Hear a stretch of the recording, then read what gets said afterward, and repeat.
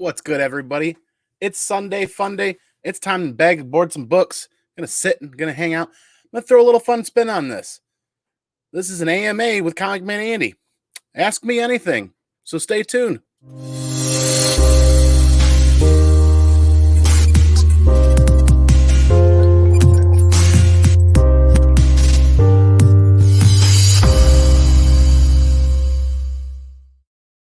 Welcome back to the Comic Dojo. We're gonna hang out, bag and board some books, and just sit here and relax this Sunday, right? I'm gonna get through some more of this collection, get these things in brand new bags and boards. Ricky Markstad, thanks for being here. What's going on, man? Good to see you. Yeah, we still have some more fun Marvel 2-in-1 action that we're going through. The Thing and Ant-Man, there's still a little bit of run of this left, and I think there's a chunk of the Thing books in here. Then there's a chunk of actually Avengers books that I think are some hidden gems sitting in there. But yeah, just gonna sit here, hang out. Ricky, good to see you, man. It's been a hot minute. Sundays have been busy. Been pretty hectic during the weekends. This weekend, I got everything done. I'm all caught up. Got a couple more house chores to do yet today, but we can do those after this, right? Grab some lunch, sit down. Let's talk about some comic books. So these Marvel 2-in-1s have actually been pretty fun in probably like very fine plus shape.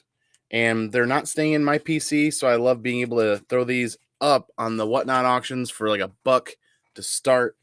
So people get some fun reads for some great prices. Still going to plan on giving a bunch of these away, actually, to the neighborhood kids, the garage sale groups and stuff like that. Because these 80s books are right up a young kid's alley as far as superheroes go. Readability. Perry Comics, morning, man. Good to see you. How are you?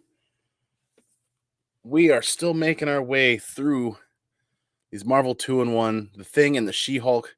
These are newsstand, and they're in pretty good shape. Clean staples. I could tell that this collection came from a hardcore collector because there are multiple copies of some things. Then some are newsstand, and he's got like newsstand and direct copies. So that was pretty neat. A lot of these look like they've never been read and just bagged and board and put away. And then even some of them, though, they look like they've been read to death. So it sounds like individual was like a buy one copy to read, buy one copy to save. But yeah, and this time I actually pre-made up a bunch of bags and boards. So hopefully that'll be a lot easier, a lot nicer. Super cool covers. How's everybody doing this Sunday? I'm still looking for the number of that freight train that hit me last night, because good gravy. Am I feeling beat down today? Oh, man. Captain Comics, good to see you, man. Ahoy, mates and mermaids. Captain knows all about freight trains, getting hit by freight trains and looking for those numbers, man, because this morning was rough. Woke up in the Lazy Boy at 2 a.m., didn't realize that I had fell asleep in the Lazy Boy, crawled back to bed at like 2:30-ish or something like that. It was holy moly. Pretty sure I was asleep by like 8:30. Nick the Comic Nerd, what's up, man? Good to see you. I said just bagging and boarding. And we're throwing a fun spin on it today. This is an AMA with Comic Man Andy. Ask me anything you guys want. That's what AMA stands for. Ask me anything. Because I think I'm going to sit here for about 2 or 3 hours bagging and boarding and just hanging out with you guys. Very cool. Thing number 2 in a newsstand, and you see how wavy that plastic bag is. It's time to get these out of these bags and boards and get them into something new, something clean. Dale of Suspense, good to see, man. What booty do I have today, Captain? Oh, we've got, I think we just hit the last couple of 2-in-1 books, and now we're moving on to a run of The Thing. And pressable defects, but man, they're in good shape. In really good shape. I think I put these bags and boards in a bad spot, actually. But absolutely. Happy Sunday morning. Good to see you, man. Yes. Dale Spence, thanks for being here. Thanks for hanging out. Uncanny Kyle Waka. Hello, everyone. Kyle, how are you doing, man? Good to see you. Like I said, Sunday fun day. Gonna sit, bag and board, hang out. 9 of you guys hanging out with us. Awesome. Thank you very much. But yeah, kind of a fun little twist, fun little spin. AMA, ask me anything if you guys are interested. Thing number 2, newsstand. It's got a lot of pressable spine creases in there that are actually non-color breaking, so that's really cool. I don't know that the Thing issue number 2 is a key or anything, but this is in really good shape for a newsstand. Let me get these scooted over. Oh my. Actually made up quite a few. Stout man, good to see you, man. Thanks for being here. Kyle says he's good. Good to see you, dude. But yeah, Stout man, welcome to Sunday Hangout. Just bagging and boarding. Like I said, it threw a little fun spin on this, right? This is an AMA with Comic Man Andy. Ask me anything. I probably know some things, but not as much as anybody really thinks, or as much as I think. But yes, Monday. Kyle says it's Monday already there. Oh, that's right. You're in Australia, aren't you? Holy moly. Monday already. Oh, man. Can't wait for Monday to be over for you. What booty do you have today? Yes, we're going over some of these books now. But yeah, Sunday. Yesterday was an exciting day. First time seeing a movie in over a year and a half. Went and saw The Quiet Place 2. That was an epic, epic movie. If you have not seen The Quiet Place 1 or The Quiet Place 2, I would suggest looking at the trailers and seeing if that's up your alley, because John Krasinski, I think he should just continue making movies and just that be his thing, because I think he did a fantastic job directing both of those. I really do. Thing number 3. It's kind of exciting to go through this collection and see these books in decent shape, just needing new bags and boards and needing the press. So these are all easily very fine plus and better, which is awesome for books out of, 82, 81, 82, 83, 84. New Zealand. Okay, I'm close, man. Close. New Zealand. Man, so have you ever heard of a YouTuber called Missionary Bush Pilot? I think he's down there in New Zealand, or Papua New Guinea over there, which I think isn't too far from New Zealand. Love watching his channel, seeing him going around doing missionary flights with all the goods and stuff like that, delivering, I think, coffee beans and a lot of nuts, and actually transporting fuels and equipment for some of the villagers out there. But yes, thing number 3, newsstand. Super, super. You can tell these were stored fairly well. There's no tanning on any of the covers. There's no sun bleaching. Very nice. Very clean. Slim Comics and More. Good morning, man. Good to see you. We're just bagging and boarding and hanging out. The Thing, number 4. Newsstand. These are all newsstand. I don't know, but the $7 price tag seems a little ambitious. I don't know what these things go for. Some of this 80s Marvel stuff, all I was grabbing was Punisher back in the day. I didn't pay attention to anything else as a kid. So really, actually should educate myself on what's going on with these early Thing and Marvel 2-in-1 books. And this is going to be a lot of plastic to recycle. See, look how dingy that plastic gets over time. And nasty. It's actually kind of yellow, too. It's hard to see with the light, but man, things just get old. And then you look at the boards. This is why bags and boards are important, and storing comics correctly is important. See that on the top of the board? That's either from the sun fading the white while the comic was down below that, or just exposure to something else. But these boards really do take a beating over time.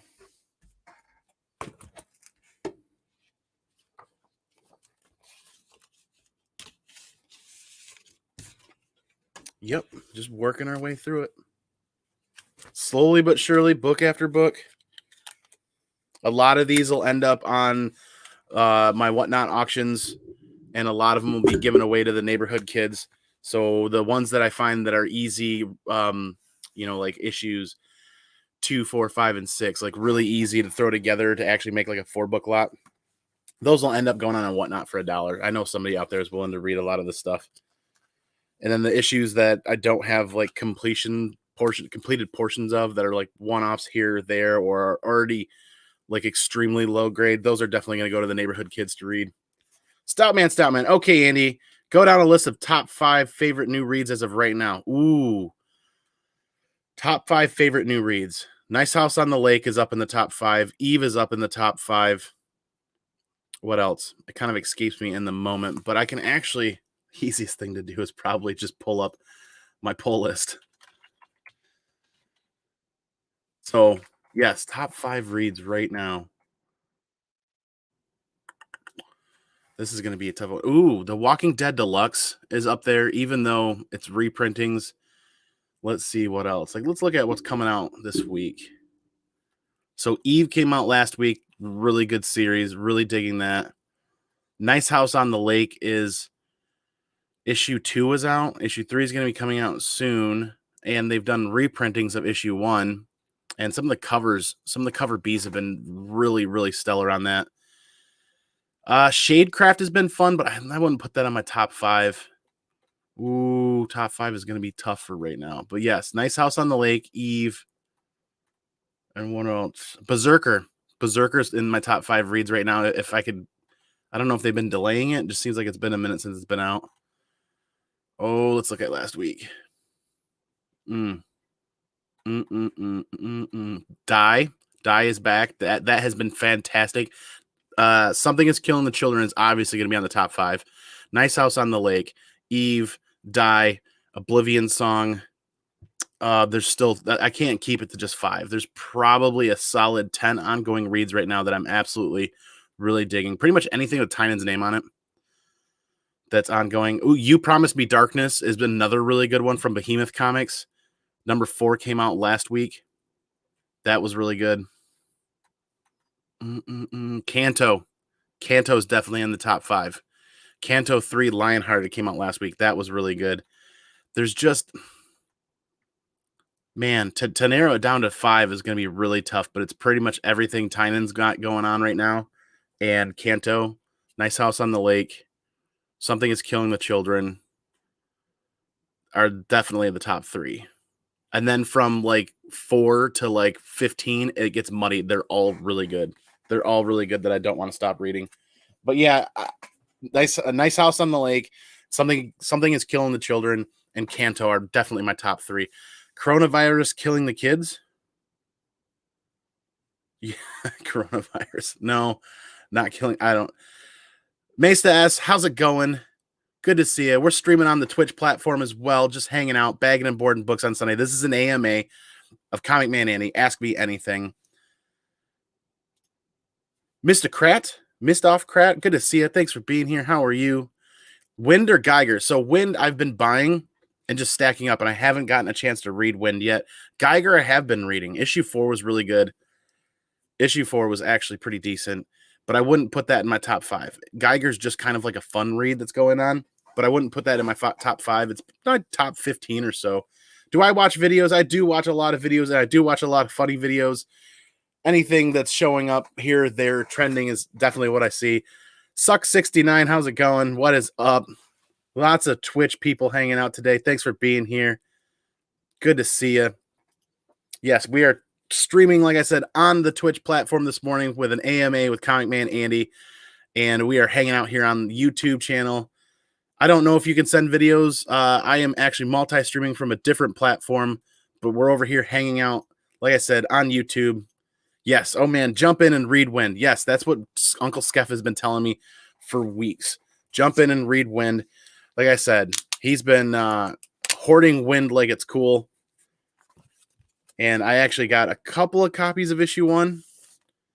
And then I had Wind added to my pull list. So, yeah, I really have to sit down and read that at some point sooner rather than later. But, yes, thing number 6. So, this is actually in really good shape. And it's a newsstand. This is actually a really stellar thing cover that's going on here. Check this out. This is why I love going through old collections, and I love picking up old collections from people around where I live, because I never knew. I've never read the Thing run, but Thing number 6, newsstand, almost all black cover. And this is one of the few issues going through this collection where this is easily in the mid 9s. After a precedent clean, this could definitely be a 9.4, which is really solid for a newsstand copy of something from 1983. The Thing number 6. Seawater 19. Hey, yo, good to see you, man. Just bagging and boarding and hanging out. Like I said, I'll probably sit here for a couple hours. I'll be sitting here just kind of doing an AMA. Ask me anything. Absolutely. Baggin and Boardin books. Like I said, Carson, we are still going through that same collection. We picked up where we left off last time. It's been about a month since I've been able to do a Sunday hangout, and we have finished off the Marvel 2-in-1 books, and we are definitely now within the realm of the Thing. There's a bunch of these. The only one that's missing so far was issue 1.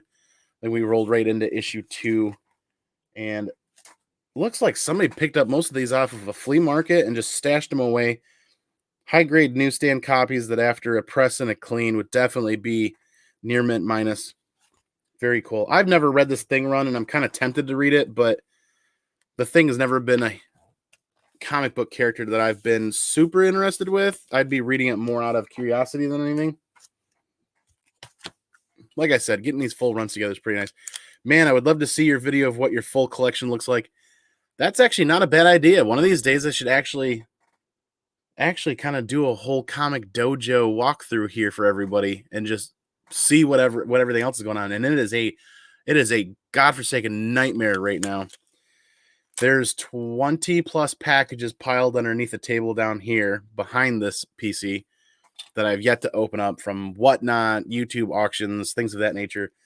Then the table itself has got 6 weeks worth of New Comic Book Day pickups where I read them, then I pile them up right on the table, and then I've got to get ready to throw them into the storage, but all of my short boxes are full.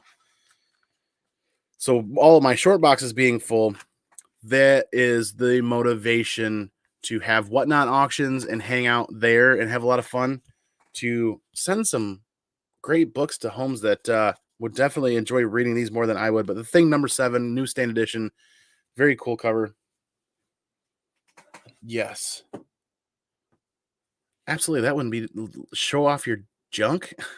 You guys don't. I still have to finish repairing my ceiling after I put all fiber optic. Fiber optic got run through our neighborhood.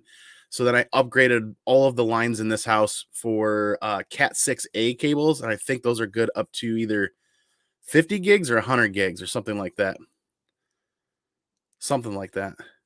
It takes quite a bit of data, but what they're running right now is super fast. So hopefully that future-proofed with those cables for quite a long while. We'll see where that ends up. But Ron Wilson, Human Torch sketch in my book. Same guy who did that run. Oh, very cool. Very nice. Streams, yeah, the stream to show the collection would take 24 hours to finish. It would, I would have to record and edit and clip everything. But I really would like to get the ceiling tiles put back up so that, I'm not looking at bare ceiling up here, or the floor joists. Because I put all that cabling through and tidied everything up and then set the panels aside. And I think they're in a different room. I got to find them and grab them and put them back up. But yeah, just stellar covers.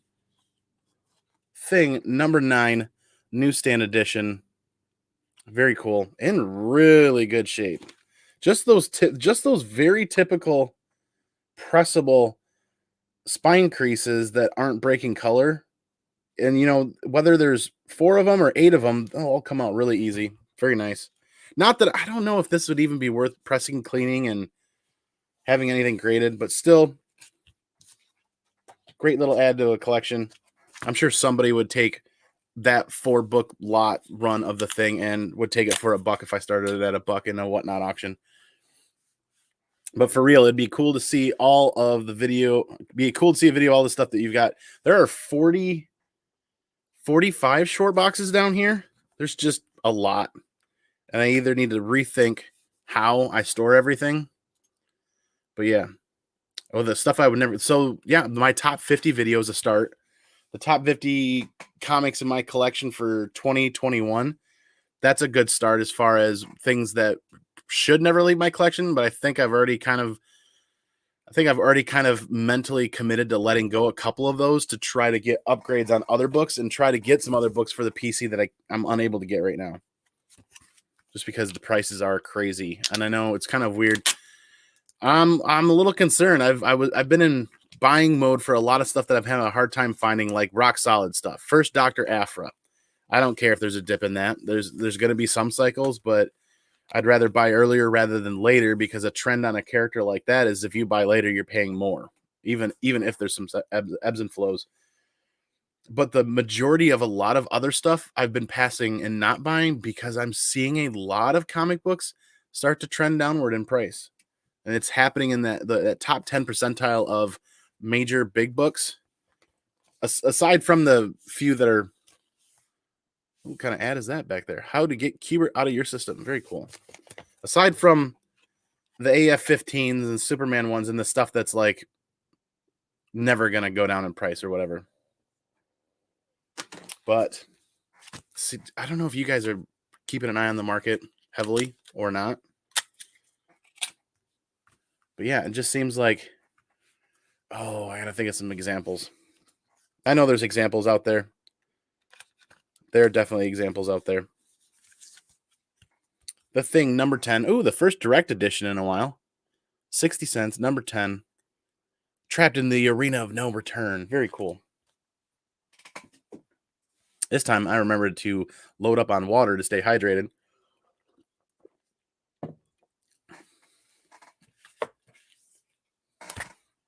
Very cool. It's nice to see almost a full run of a book in this collection.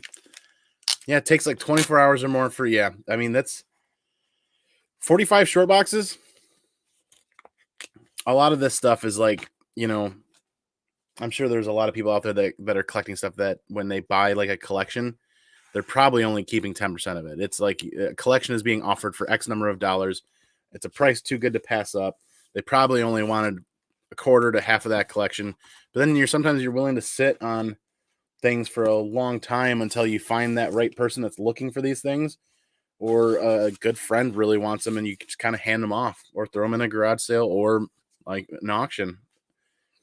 eBay, I mean, when you get to the point where you're selling individual books like this on eBay, you might as well, you're already at the point of that's your career. You don't have another career. That's a professional, well, you're a comic book salesperson, right? You either have a brick and mortar shop or you have an LLC and you're running books constantly on eBay and other places. So to be able to try to do one book at a time on my own, you're going to end up in a garage sale, going to local kids or whatnot auctions or something like that. So we've got more Thing coming. Where are we at? The Thing. Oh, yeah. Oh, yeah. A little more 2-in-1 action, it looks like, but that all right there, that whole chunk right there is a full run of The Thing, it looks like. So very cool. Unless, I think, yeah, we skipped from 11 to 14 now, apparently. So there must be, maybe there were some keys in this run that got pulled. This collection does kind of seem like every time I'm going through, something that would be an obvious key is gone. So it looks like it was pre-sorted through, but that's okay because I didn't buy it looking for major keys. I just bought it from a friend who wanted a little bit of money and wanted it out of his house. And I was like, absolutely. Number 14, newsstand, 1984. Jeff Schultz, how's it going, man? One love from Chicago. Oh, Upper Peninsula this weekend. Enjoy the weather up there. Safe travels, my friend. That's a great place to vacation up there.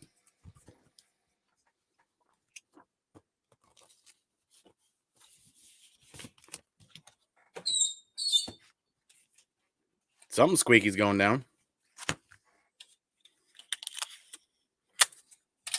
I should probably, if I really want to get these all bagged and boarded, I should probably speed up the process. I don't know. Something kind of relaxing about just knocking this out, too.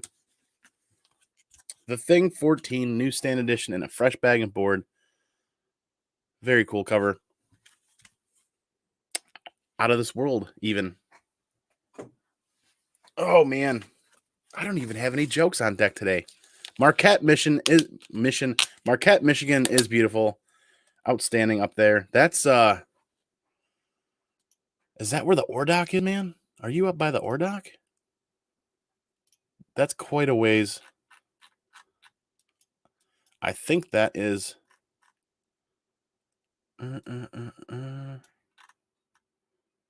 yeah. That's up by the Ordock, if I remember correctly. Very cool breweries up there, man. Very cool breweries up there if you've got time to check those out. We've been to several of them. Yeah, John, it's an AMA, but nobody's really asking any questions, which is fine. I'm just gonna sit here and bag and board books no matter what. John, it's good to see you, man. Thanks for being here. I'm gonna bag and board, and I figured I'd throw a little twist on it and be like, hey, let's do an AMA if anybody's really interested. Bunch of people over from the Twitch family today hanging out as well. Super cool. But yeah, the Ordock brewery was really good, and they had really good food there. Trying to think of the other ones. Don't forget to grab some pasties while you're up there, dude. Pasties, the homemade pasties up there are fantastic. They have dedicated shops to just pasties up there, which is awesome. Grab some of those for the campfire last time we were up there. Mojo Quid, good to see ya. Let's get all of our followers up on Whatnot. Yeah, I'm sure there's plenty of people over here that'd be interested to go over there, and there's plenty of people over there that'd be interested in being over here. But here's the thing. Number 15 newsstand. This is actually kind of a preview for Whatnot auctions because a lot of these will eventually end up on Whatnot in 4-book lots starting for $1. So maybe I should have changed the title and said Whatnot auction preview. But hey, The Thing versus the Things. Ooh, newsstand edition, number 16. Good stuff. But yeah, these bags and boards are toast. It's time for these things to just get recycled and be gone before they start damaging the books over time. And I'll save and recycle these because these are actually a really good way to protect comic books in shipping. The way I ship them in the Tyvek mailers, I sandwich the books in between more backer boards and then fold up that Tyvek, and then that goes in between cardboard sandwiches. So that's a great way to recycle those and reuse them as well. Yeah, gotta roll. Have a great one, guys. Jeff Schultz, thanks for being here and stopping in, man. Good to see you. Enjoy the UP. Enjoy that weather. Fantastic up there. I'm kind of jealous that we haven't been up there in a while. Not trying to plug in your show. I'm not even seeking any. Oh, yeah, I know. No worries, man. You can talk about it's like AMA with Comic Man Annie. Ask whatever you want. Say whatever you want in the chat, man. No worries. Yeah, Whatnot has been a blast. I had a pretty hectic week last week, and I got the last of the packages out. Was it Wednesday? Wednesday or Thursday? I ran a little bit late. There's one package left, and that's the winner of that last Ronin number 1 CGC 9/8 from that Whatnot auction. The winner of that one actually was Paul Dunn, and I sent him the books that he paid for already. Be like, hey, I'm going to take the weekend off if you're okay with me shipping this book on Monday. And he's like, oh, yeah, no worries. So his free slab is going out separately on Monday. That's actually on the to-do list today. Packing up one slab will be really fast, though. But yeah, I'm going to keep doing that, too. Look for some really cool slabs to give away. I kind of want to find a way to do a first, second, third place giveaway on the next auction.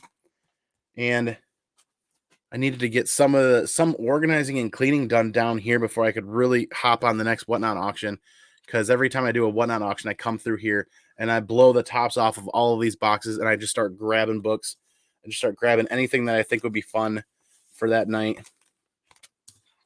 And actually, I need to preload everything a week in advance is what I need to do next time is make sure everything's in a week in advance, everything's set aside. So that Friday or the couple of days leading up to Friday, people have a week or more to actually look and see what's going to be on that auction.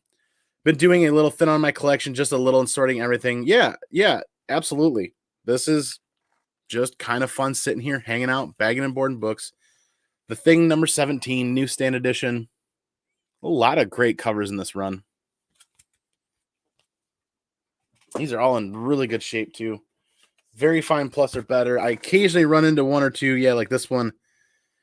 This one is probably, with a little bit of staining, is probably just in a fine condition. But still, low grade is better than no grade if somebody's looking for this. That's odd. It got tucked. Top got tucked in. What is your Whatnot? Hey, my Whatnot name is Comic Man Annie. So I'm Comic Man Annie on YouTube. I'm Comic Man Annie on Instagram. And I'm Comic Man Annie on Whatnot. So all three platforms, it's going to be the same name. Yeah, this poor guy. Ooh, my. This poor guy got a little bit of damage on the top. Still a good reader copy. You can kind of see a little bit of moisture damage there. It's odd how it got at the top, or some sort of staining. It might not even be moisture related. I don't know. But still, it's a great reader copy. Definitely setting that aside. Luke's Comics, how's it going? Good to see you, man. It's like yoga for your soul, Stout Man. Nice. It's just kind of with everything that we do all week long in our own careers, our own lives. People who are professional YouTubers know the workload that it takes to record, edit, upload, do live stuff, not, do edited stuff or recorded content. It's a lot. So then to have a full-time career that you love and enjoy, and then still have this fun hobby of YouTube, it's doubly a lot. So to have a no agenda Sunday hangout, bag and board, really is kind of like yoga for the comic soul, just hanging out. No agenda, no real topics, just bagging and boarding and hanging out. Because then it kind of ebbs and flows depending on who shows up and who wants to talk about what, and who wants to even pop on and hang out. I would throw the link in the chat, but the last, I think, 1 or 2 times I've done a Sunday hangout, not many people were interested in just popping on and hanging out. So people can ask and shoot me a message if they ever want to hang out on Sundays, like actually on camera on the screen with us. But I'm not going to spam you guys forever with a link if nobody's interested in popping on. So we'll leave it to you guys to request that if you're interested. Perry Comics, Comic Yoga, absolutely.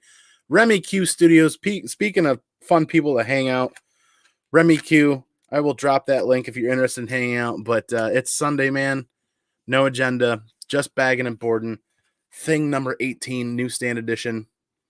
Still, I think, what do I have? I have two more bins like this and a half of another one, I think, to get through. So that's probably, I don't even want to hazard a guess. I think each bin holds about 3 short boxes. These bins need to be tossed or recycled. I might actually save one to help carry. Packages in and out of the post office. That would help out tremendously. But they're cracked and broken, and the handles are kind of ratty, and the tops are done for. And they weren't built to hold this kind of weight, and they weren't built to hold comics. See you later, Suck. Have a good day. Thanks for being here. Luke says, I just got my order from Whatnot. Still need to open it. Oh, that's right. You got one from me. Yeah, I apologize greatly for the delay in getting some of those out. My goal with running Friday night auctions is to get up first thing Saturday and pack up about half. If I can get to half of the auction packed up before the post office closes on Saturday, get them dropped off. They're recorded as dropped off. They're within the hands of the post office and they're on their way so that people can see that on the Whatnot chart or the update that they get so that they can see that things are actively happening. But then the challenge is then they sit there for Sunday. Then they sit there for Sunday morning or Monday morning even. So if the post office is not being open on Sunday, that's kind of the challenge, is to try to get as many out on Saturday. But then I have all day Sunday to pack up the rest and drop them off on Monday. So that's kind of the goal. Last weekend, though, was a challenge because actually something happened on Saturday and I was unavailable all day Saturday. I was unavailable for most of Sunday. So I got what I could packed up Sunday. And then it got to getting 5 or 8 of them done on Monday, 5 or 8 of them on Tuesday. It's one of those things, working 10 plus hour shifts on the weekdays. I can only get so much done on those weekdays. So to try to capitalize and get everything done on Sunday and Saturday and Sunday is really the goal. Downright Nerdy Podcast, speaking of packages that were sent out from Whatnot, Downright actually bought a slab from me, and he received that just the other day and unboxed it yesterday, actually live on his channel. I felt kind of bad because I actually ran out of the boxes, the slab packing boxes. So to put the slab in that box, it's like my comic shop has those. I had a bunch of those. I ran out of those, and the reorder didn't come in time. So I had to ship out those slabs basically just bubble wrapped and then protected as best as I could. Unless Downright got one of the last packages, I'm not quite sure, or one of the last boxes. He says, the king of packaging. Go ahead, check out Downright Nerdy Podcast's unboxing video of yesterday, and near the end of that, he opened up that package, and that is kind of my plan B, like backup on how I package books. I've got 100 boxes coming that are just slab protection boxes. I bought them in bulk so that I got the price down as low as I can, so that those slabs would go inside of that box, then taped shut, then bubble wrapped, and then put in like a USPS 1095 with more bubble wrap. So it's essentially double boxed. Slabs, I will always try to double box if I have them available. And if not, my plan B is to pack them the way I did for Downright Nerdy Podcast. And actually, yeah, I got to go back and finish watching this video. I put that on pause and set that aside to keep this 12 time frame today for now, because I accidentally scheduled this for midnight last night, thinking it was 12 today. Fell asleep in the lazy boy at like 8:30 last night and didn't wake up until 2 o'clock and then went to bed. So it was just one of those days, one of those nights. I don't have the space for tables in my place just for my comics. Straight up sit on the floor and bagging board. I get that, man. I thought I had nothing but space when I moved my office down into the basement. And it's a Michigan basement. Michigan basements run cold in the summertime and even colder in the wintertime. But it's nice to be down here in the summertime in the cold. I can control the humidity a lot better, keep it at about between 42 and 45% humidity down here. And I thought I had a ton of space. I don't anymore. It's nothing but tables and comics down here now. Some of you guys have seen some of the pictures on the Instagram page, but it is nothing but comics now. Schmonday, absolutely. Schmonday is today and tomorrow, essentially. I wish I would have taken an extra day off of work, but I think we all say that here and there. Yes, Adrian APM, good to see you, man. Thanks for being here. Baggin and Boardin Sunday. We are throwing a little twist on this. It's an AMA. Ask me anything. Comic Man Andy, ask me anything. Pretty sure there won't be a lot of interest in that, but you guys are down here in the dojo hanging out for this morning, I guess. Your first Whatnot auction is tomorrow. Be sure to hit up Adrian and check that out. Hit that follow button, hit that bookmark, because I'm looking forward to that. You want to talk about a great personality and a great person on YouTube who does YouTube content. He's gonna be a ton of fun on Whatnot, right? You guys know Adrian. If you don't know Adrian, you need to check out Adrian and sub him up. He is going to bring a lot of fun to Whatnot. I'm excited to see that. So make sure you guys are hitting that follow button on Whatnot for Adrian too, because tomorrow, what time is it tomorrow? I'll go look up it on the app after this. Dude, yes, Adrian _APM is his Whatnot channel. I'm definitely going to look for that. And if you guys have a hard time finding people when you try to search for them, if they have a show scheduled, just follow that hashtag comic books and it'll show you every live stream that's set up or live auction that's set up for comic books. And so you can just scroll through and look at everything today, look at everything tomorrow, the day after. People have shows scheduled weeks out in advance already. Absolutely. Didn't even notice, man. That was the best packaging parcel I unboxed yesterday, and that was 8 months of packages. Wow. That's a lot, man. I can't wait to finish watching that. What's your Whatnot handle? Yes, absolutely. Andy, do you have the first appearance of Gwenpool? I think I actually put that up on the last Whatnot auction I was on. It was the Howard the Duck. I had the second printing, if I remember correctly. I can't remember if that was the cameo or the first appearance, but I put that up on the Whatnot auction because I wasn't going to keep that in the PC. Definitely going to have fun. Absolutely. I'm looking forward to that, man. Then it's going to be a blast. Just hanging out and Whatnot's a ton of fun. So I will sit here and I will bag and board for a couple hours today, hanging out with you guys, do a little AMA, do a little talking about comic books. Then I've got 2 last house chores to get done before dinner time. And then from dinner on, it's just going to be watching Whatnot auctions tonight and hanging out, because I think there's actually 4 or 5 great ones scheduled by people that I do know that I'm looking forward to seeing that. Aggressively Relaxing. What's up, man? Good to see you. Just struck gold at a thrift store. Okay, so if you guys don't know Aggressively Relaxing, make sure that you check him out on IG. See if he's going to post that on Instagram or post that somewhere else. Very curious on what kind of gold you struck, man, because thrift stores can be hit or miss sometimes. Sometimes you find a couple of ratty books they want $100 for. Other times you find a stack of dollar books and you find the gold hidden in there. Mishu Seaman loves this package. This is wow. But okay. Downright Nerd Podcast, let me know how you like Buzzkill. Ooh, very cool. I'm interested now. Mojo Quid says he's following Adrian now. Very cool. Yes. Make sure you check everybody out. A lot of the YouTube gang, a lot of the YouTube comic book community. Oh, allergies are getting to me again today. Are on the Whatnot app, whether it's just to hang out or sell books or buy books. It's a great platform. It is a ton of fun. It's like the best of IG, the best of eBay, and the best of Macari, or a couple of other things all rolled into one. It's super convenient. Yes, absolutely. Definitely we'll check that out. Just found some Berserker 1 third print gold foils I forgot I bought. Yeah, that book was hot for a minute. I think that book has actually cooled off a lot. A lot. As the secondary market gets flooded, as people are looking to move books, that usually happens, especially on something that's printed as heavily as Berserker is. The thing with Berserker is if you're gambling on that, like I am, I buy what I love so that I love what I buy. So I'm not too worried about what happens with it in the end. But you got to look at that with the Keanu Reeves name attached to it. There's no reason, there's no way they're gonna do all of this and not do a show series or a movie series or something eventually down the line. I mean, I'd be shocked if they just do Berserker and then leave it and forget about it and never make anything of it. It just seems like it's an idea somebody came up with that was very big picture with a lot of things involved in that. Thing 21 here, what we got now. First appearance of Gwenpool is Howard the Duck, #1. So yeah, that's the one I sold. I sold the second print of that on the Whatnot auction. I think that went for a very fair price. Actually low, which is a good deal, was what I say. I put that stuff up for good deals for people. It's actually Deadpool's Secret Wars #2. Yep. Good stuff, man. What's crazy about Berserker is my 1 per store is worth more than my 1 in 500. Yeah. The 1 per store one is kind of the #2 book to have aside from the 1 in 1,000. I had one shot at picking up a 1 in 1,000 signed by Keanu Reeves, and I really wanted to. I couldn't justify the money at the time.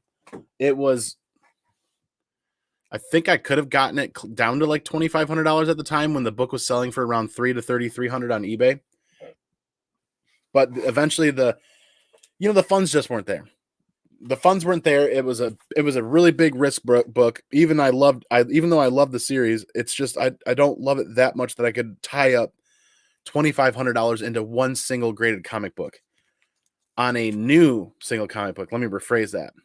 If I wanted to ASM 129, another one, I wanted to drop that, I could find a way to budget and save up for that.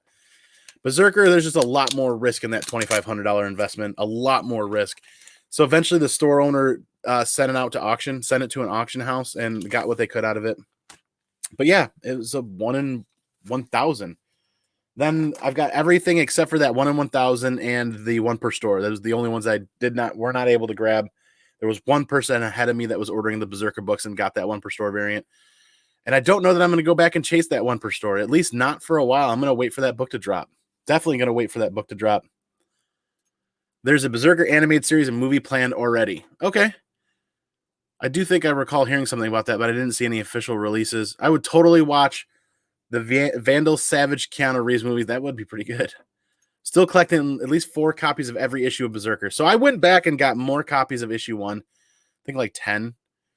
But that's as much as I'm willing to tie up and risk on that. But I am buying everything as it hits, though. It's on the pull list because it's convenient with the discount and everything. But yeah, I know you like Berserker as much as me. Yes, I really do. I just hope they kind of change up the cover game a little bit. I wonder if they just had plans to keep the covers very similar yet different, but they're not really bringing in a whole lot of different artists on these variant covers, which is kind of surprising. That was a big commitment that I shied away from. It was essentially a $2,500 to $3,000 commitment. And the owner was obviously, he's like, if you're interested, I can work with you on this. And I'm like, I am, but not interested enough to continue the conversation because it's too much money to tie up in that book. And I felt bad because I was pining over it. Just couldn't do it. Especially for a new comic. Absolutely. I have 9.8 Deadpool Secret Wars 2. Very cool, man. Signed by Colin Bunn as well. Very awesome. I didn't get any of the big ones for Berserker yet, but aside from my reader copies, most are going for twice. Are they really? I have not looked at the secondary market for Berserker. I just figured the print runs were so high that it was going to be a cover price book for quite a long while. Not selling until we hear some news, though. Kells, how's it going? Speaking about Whatnot, Yo Kells is on Whatnot, and Kells has actually been a good friend from the not Simpleman's Uncle Skeff's auctions over on his YouTube channel. That's where we first met Kells, and Kells has been hanging out on Whatnot. He can attest to how much fun Whatnot is. My store in Green Bay has one I'm still trying to get from him, Andy. Seriously? a 1 in 1,000. Is it graded? Is it signed or no? Is it just the blank one? Or not blank, but... Oh, boy. Glad I brought water today. It's amazing how much talking you can do, really. So thing number 23. I wasn't really paying attention, just kept going. I don't know if we missed any other books, but this is a super cool cover. They're all super cool covers. I'm going to say that about all of them. We eat with our eyes, right? Graded 9.8. Oh, man, what does he want for it? Probably a ton. But there are 20 of you guys hanging out and watching. I appreciate all you guys. Welcome again to the Comic Dojo. We're going to sit here, hang out. I need to record an intro, actually. I need to record an intro for What Not Auctions that just sits up there as a placeholder, welcoming everybody to the Comic Dojo. That's a very cool. I love the blues in this. Number 23, direct edition. Oh, they bumped it up to 65 cents now. I do not have... Oh, wait, let me rephrase that. Always good vibes. Whatnot is lit. Yes, Whatnot is totally lit. And it's just fun to sit back and crank the music and throw books up and hang out with everybody. There's always tons of good vibes. Absolutely. You have so much bagging and boarding to do, procrastinating as usual. Yeah, this is the first real bagging and boarding session that I've done in almost a month, where I bag and board everything that I get on every Wednesday, but there's, like I said, 6, 7, 8 short boxes worth of books out of the 80s here that I need to rebag and board and set aside. Technically, he's not selling it, but he knows how much I love it. Just start leaving him money every week as a payment plan until then he can't turn it down anymore at that point. So, Andy, if you could keep one run. Ooh. Yep. Allergies. If you could keep only one run, you know. What are you going to keep? Only one. Only one run. Only one run? I can only keep one run. Shit. I can only keep one run. I don't know. I got to think about that for a minute. If I can only keep one run of books, no matter how many are in it, that's a tough one. That's a tough one. I'm going to have to sit on that. Well, he said run. He said run. I can only keep one run. So Saga, Saga, the story is so amazing that, it transcends to the point where I could read it on anything digitally. I could read it on trades. I could read anywhere. But there's a lot of other runs. Like there's Punisher stuff. There's in the end, Saga would probably win out on that battle. In the end, Saga probably would win the run in that battle. The trick is he said run. So does that mean I could keep all the extra printings and variants and everything else? Or like Stoutman says, it would be for him, it'd be his X-Men, his Uncanny X-Men run 1963. So that's a respectable run to keep, man. Absolutely. If you could time travel, which rare comic would you like to have? Golly. If I could time travel, what would I go back and grab? What would I go back and grab if I could time travel? I mean, I probably would grab a whole horde of books. I mean, like the obvious early Superman stuff and AF-15 and a lot of that stuff, like investment-wise. Yeah, it's kind of, I'd be the very boring, obvious person and pick up all of those books that are super, super outrageously expensive now. But if I honestly had a time machine, I would go back and I would buy all those hot video games through the 80s and 90s that I loved as a kid, and I would leave them sealed and I'd get them graded now, because that's where that next big wave is, apparently. Thing number 26, newsstand edition. Big Top Brawl. Ladies and gentlemen and children of all ages. Very neat. Yeah, there's a lot of stuff. There's a lot of stuff out there that if I had a time machine, there's a lot of sports cards. There's a lot of video games. A lot of good comics. If you think about it, if you're running a time machine, though, it's not like you're going back to that year and grabbing the graded copy already graded. You're grabbing the raw book, and then you got to keep it decent in the time machine. You only got so much space in the time machine. There's only so many boxes you can fit in there. But that's a good one, Ricky. That is a good one. Yeah, I mean, it'd probably be Punisher, maybe Warzone for you. I still think Saga would win out eventually, but it'd be tough to pick between all of that stuff. If I could time travel, I'd like to get the first appearance of Superman comic, first appearance of Batman comic. Yeah, there's a lot of those obvious ones that financially I'll never be able to afford, never be able to own unless I won tens of billions of dollars. You know what I mean? So there's a bunch of those that I would obviously pick up. But then there's a lot of other things. Video games, keep them sealed. Um, yeah, did you guys see the reports of what's been going on with video games? That like that Zelda game, and then there was something else that went for like one. Oh, the Super Mario Nintendo 64 sealed. Was that it? The original first one from the 64? That went for 1.3 or 1.4 million dollars million for a what was a $40 video game, I think, back in the day. And I think that was the game that shipped with every Super Nintendo. So the fact that that one was still sealed makes that incredibly rare. Incredibly rare. Yep. You still grabbed a sealed Smash Brothers for 64, Kel says. Yes. Going back. Stoutman says he's going back for the first appearance of Namor, the one they gave out of the movie way back when. Okay. Oh, yeah. I actually just saw that on, I think, was it Tales from the Flip Side or somebody else's channel? The giveaway at that movie way, way long ago. Grab that the Super Smash Brothers for Nintendo 64. Absolutely. Nicolas Cage bought first appearance for like a couple million. Wow. Nicolas Cage has lots of money. Yep, the Nintendo 64 Super Mario. That makes me want to cry. I know. I would get a sealed copy of that original Punisher game on Nintendo, that 2D side-scrolling shooter one. I played the living piss out of that game forever. Every morning before school, every day after school, I played the bejesus out of that one forever trying to beat it. And I think I only beat it once. And then I fired up the old Nintendo several years ago. Or maybe it was an emulator on the PC, and I tried to play that again, and I couldn't do it. I was like, this is rough.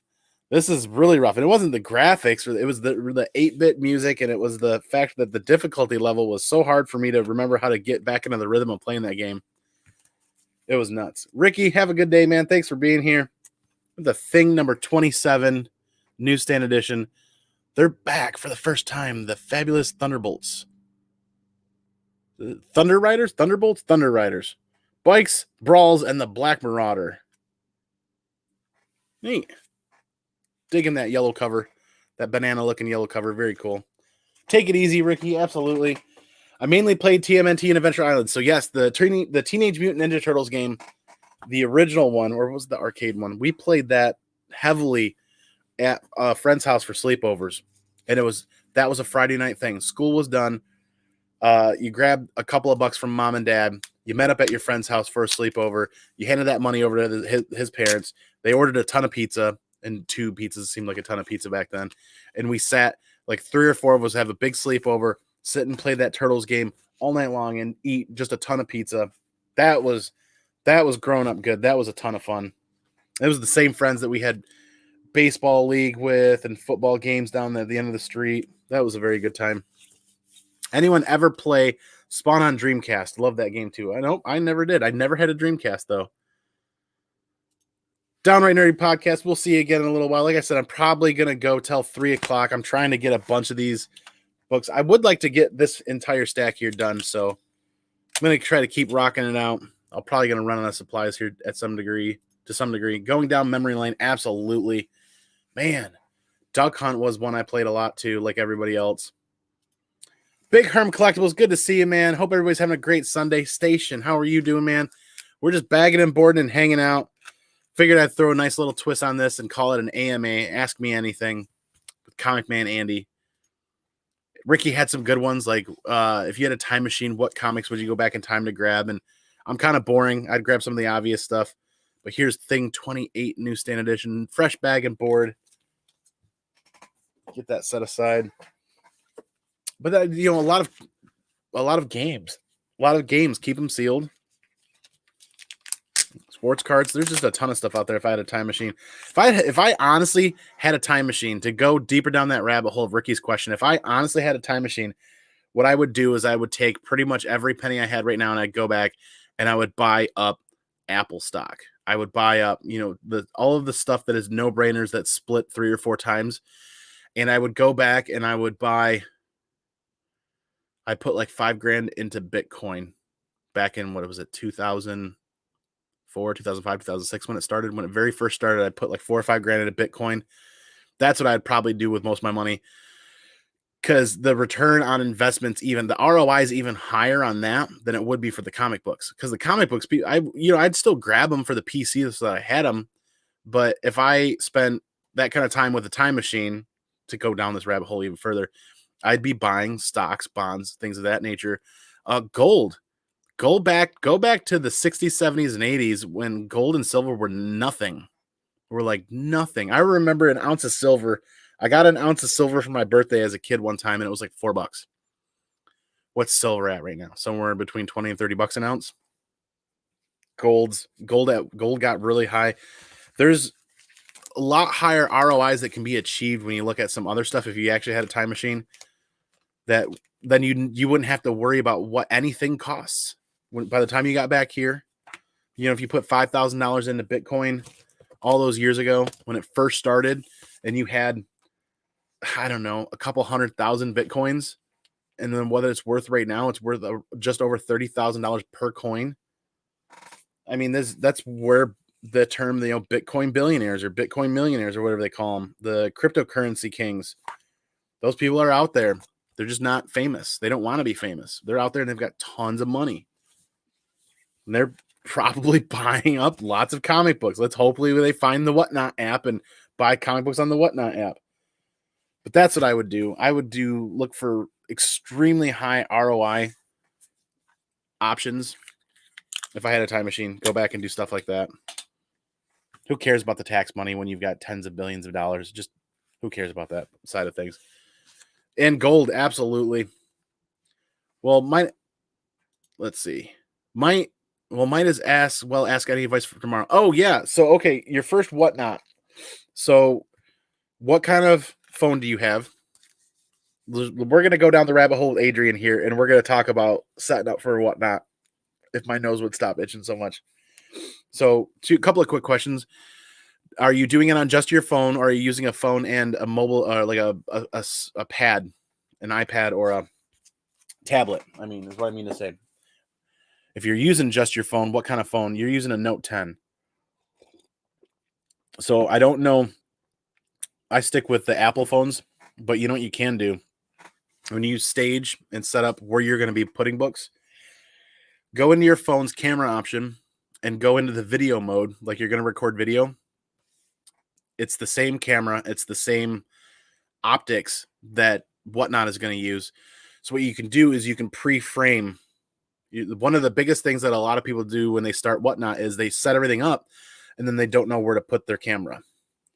So what you're going to do is what I want you to do, Adrian, is I want you to take your phone and I want you to set up all of your stuff where you want it, that's comfortable for you to reach and move things around, because essentially you have to stay within this window of your arm length. You're going to sit there, and obviously you can get up and you can go to the bathroom, but if you're hosting a show with your phone on Whatnot, you're going to have arm length is where you're going to want stuff. So I operate out of this corner back here. I have a short box with all of the books and everything that's in it that's up for auction. Then I have an empty short box next to that. So I pull, it goes up, it ends, it goes into the empty short box. So that empty short box gets loaded with all the books in the order that the auction closes. So that means that it's extremely close to the packing order when it ends. But take your phone where you're going to set up your stuff, go into your camera app and go into video mode. And the standard video mode that it first shows up at, not zoomed in, not zoomed out, that first standard one is probably what the default setting is going to be that Whatnot uses.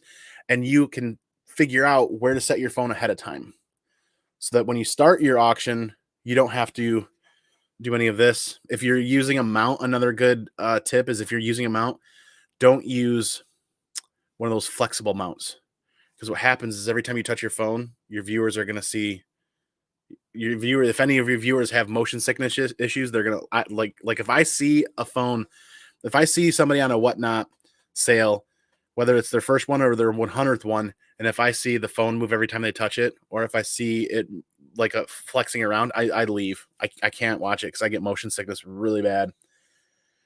Turn on the do not disturb. I don't know about Samsung products or Note products, but iPhone has that do not disturb option, so that none of your notifications or alerts happen while you are live. So that's something that's in the package that the Whatnot guys send you as far as a tip, because that do not disturb helps out tremendously, so that none of those push notifications come through. There's no dings, there's no buzzes. Because if you're sitting there watching a Whatnot auction, you want 40, 50, 60 people to stay there watching, and they constantly hear the like the buzz if it's on vibrate, people will leave. Like it's just not something that I'm interested in hearing every time it goes off. So I get it. It's some people still have to learn that, but it's in those topics and tips for the Whatnot auction. But one of the biggest things is you can pre-stage.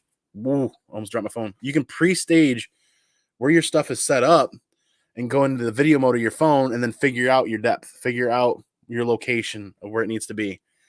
And if you're going to do Whatnot auctions regularly, I highly recommend a very stout, sturdy articulating arm if you're going to do it on a table or a desk. Tripods are cool. Tripods are fine and they work, but they're not anchored, right? They could slide. You could bump them. It could fall over. I think for under $100, you can get a really good aircraft grade aluminum articulating arm for a DSLR camera that has one of those little spring clamps for phones that you just stretch it out and pop your phone in there. That was magical for the last Whatnot auction that I did. I got one in and it's got like 4 points of articulation, and it was a 3-foot arm and it worked perfect. I absolutely loved it. I'm glad I spent the money on that. So that first Whatnot auction kind of took the bulk of that money and put that back into the Comic Dojo down here as far as that articulating arm, bought more books for the next Whatnot auction. So it was kind of nice. It just kind of keep reinvesting some of that. I've been rambling, Adrian. Do you have more questions about that? Those are a couple of easy things. I like taking those 10-cent comic book dividers, those comic book dividers that you can get at your regular LCS. And I don't have any handy at the moment. They cost like 5 or 10 cents a piece. And I put all of those in between all my lots. I pulled them all out of my collection. So my collection, I need to buy a whole nother set for that. But every time you have a lot, I have a divider right there. So instead of having to like thumb through all the books and try to separate them all, I've got all those dividers I can thumb right through and pull the lots easy. You can even go as far as labeling those tabs too for what you have at the auction. I just know that every time I do an auction, there's always going to be different stuff. So having the labels permanently on there doesn't seem like the greatest idea. But yeah, a short box for your auction items right down by my feet was a really big plus, and with all of those dividers in there. And then when I finished the auction, when I finished that lot, that lot and that divider went right into the empty short box right next to that. So nothing gets bounced around, jumbled around, or damaged, or stacked up, or piled up. That was a really big help for me, I think. Use Post-it notes on the dividers. Yes, I know that Whatnot does a really great job organizing and bundling things, but having those Post-it sticky notes on every lot that I went through was tremendously helpful for me as far as an extra layer of protection to keep from getting things mixed up. Because the last thing I want to do is accidentally send the wrong books to the wrong place. So it was like a second level of verification that I'm looking at the Whatnot dashboard. I'm like, yep, X books for X person. I look down and yep, sticky note. Okay, good. 2-level verification for me on that, so that it helps. It provides more redundancy, right? It helps remove human error from that process, or works to remove human error. Because I really, if as busy as I am, it'd be really difficult to correct errors after the fact. So what's that phrase? An ounce of pain is worth a pound of, or an ounce of prevention is worth a pound of pain.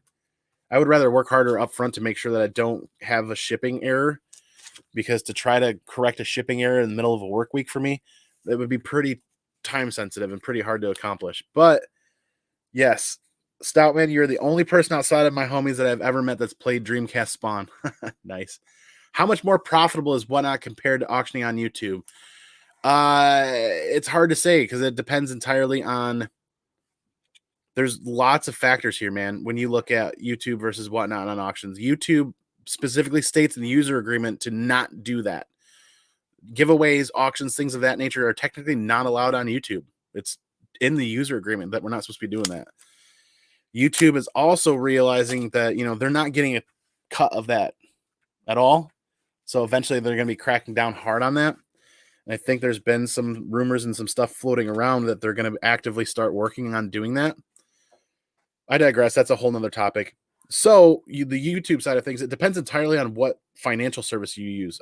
Cash App, PayPal, something of that nature. I don't know.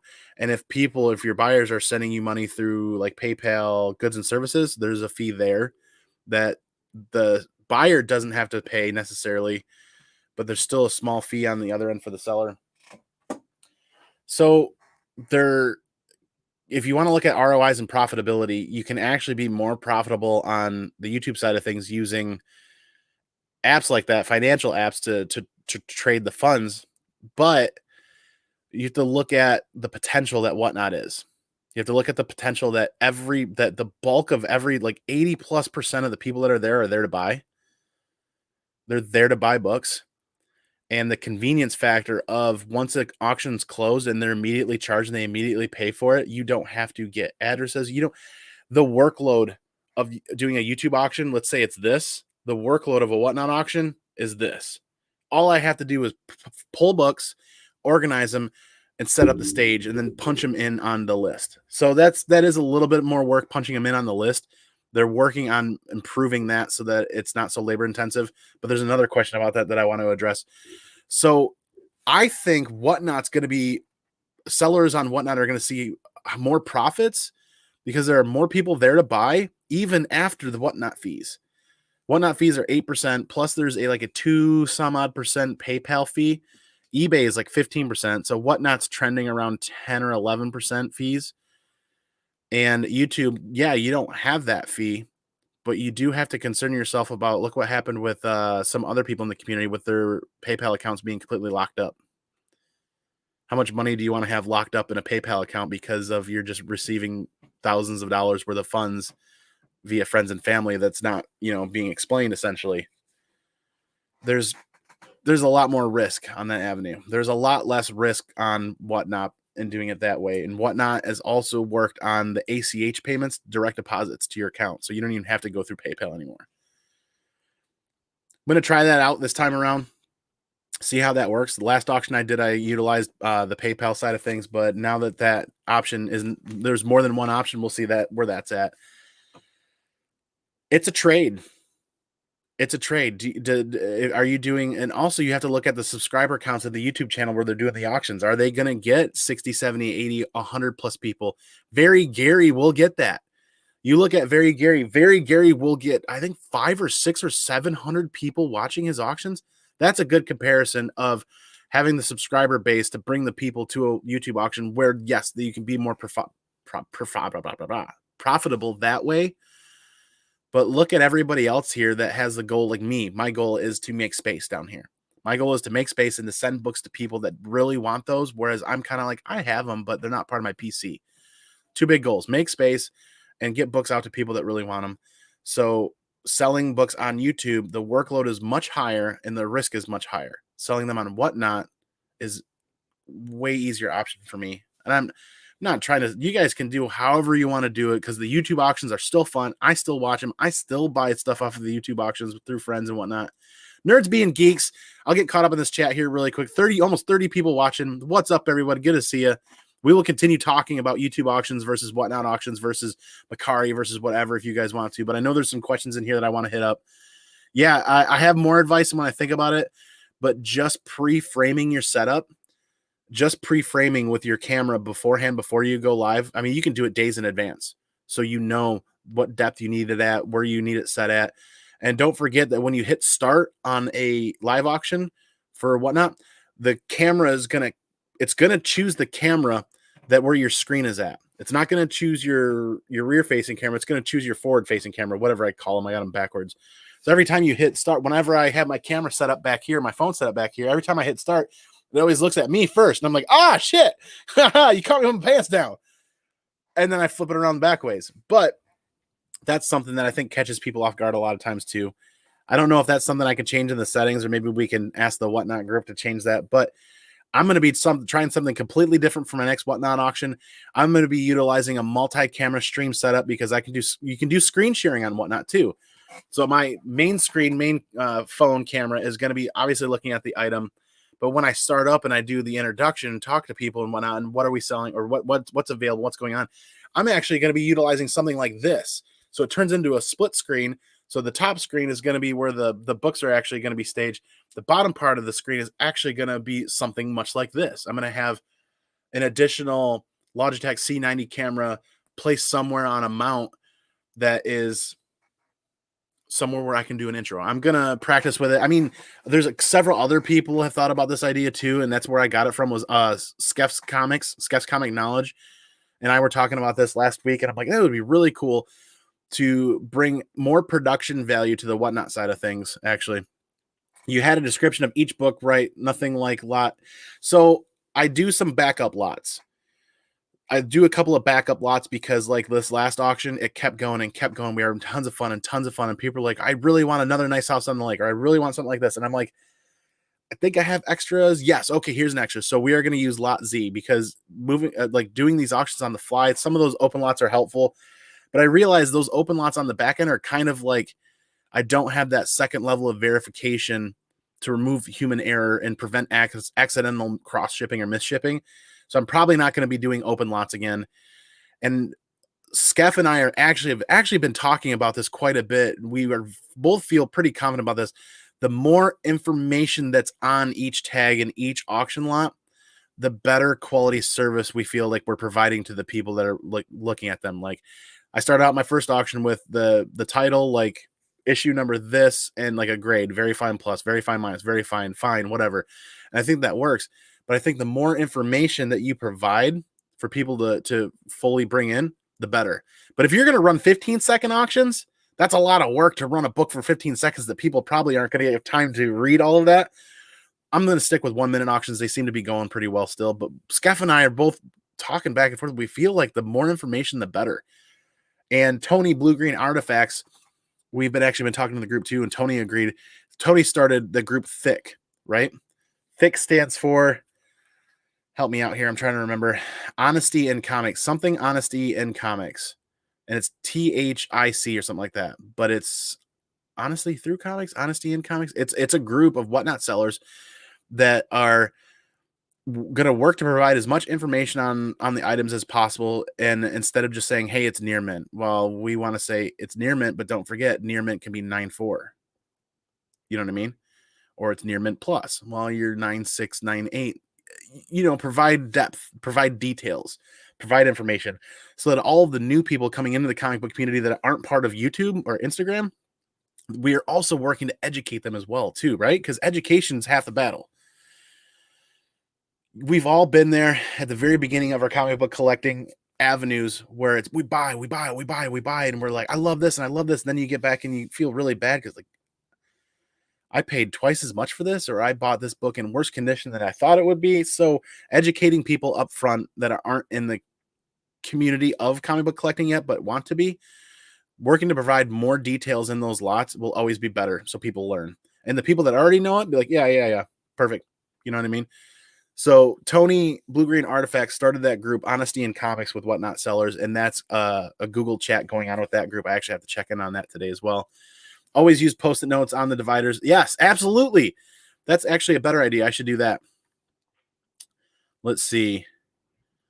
Where am I at here? There was a big chat jump. Hey, Solo Wookie, good to see you, man. We're just bagging and boarding here. Actually, I'm going to keep going.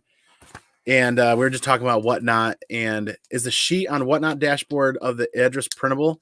So what happens is you actually go to the lot and you look at it and you expand it and you see all the items they can do. You have pre-created custom shipping profiles. So let's say a 4-book lot, I pack it up in my packaging method, I weigh it, and I take the dimensions, I create that shipping profile for 4 books. That's why you'll see a lot of structure and rigid structure when I prepare auction lots, is because I'm going by some of those shipping profiles and creating them that way, so that they have to have shipping profiles in advance to know what to charge people. And you can always, though, the way it bundles and the way it works, you can always go in and go into that and you can edit that. You can edit that after a sale is done so that people don't overpay for shipping in that aspect. But the shipping profiles are set up in a way so that it protects the buyer and the seller, if that makes any sense. either way. But no, the sheet on the dashboard is not printable, but the label, once you create it, if you have to make any adjustments, you can. Otherwise, you can go to bulk create in all of them and print all of them in one shot. So yeah, the sheet isn't printable yet that I know of, but you could copy and paste, or you could take a screenshot and print it out. That's actually something right there. Big Lion Cat, thanks for being here, man. Good to see you.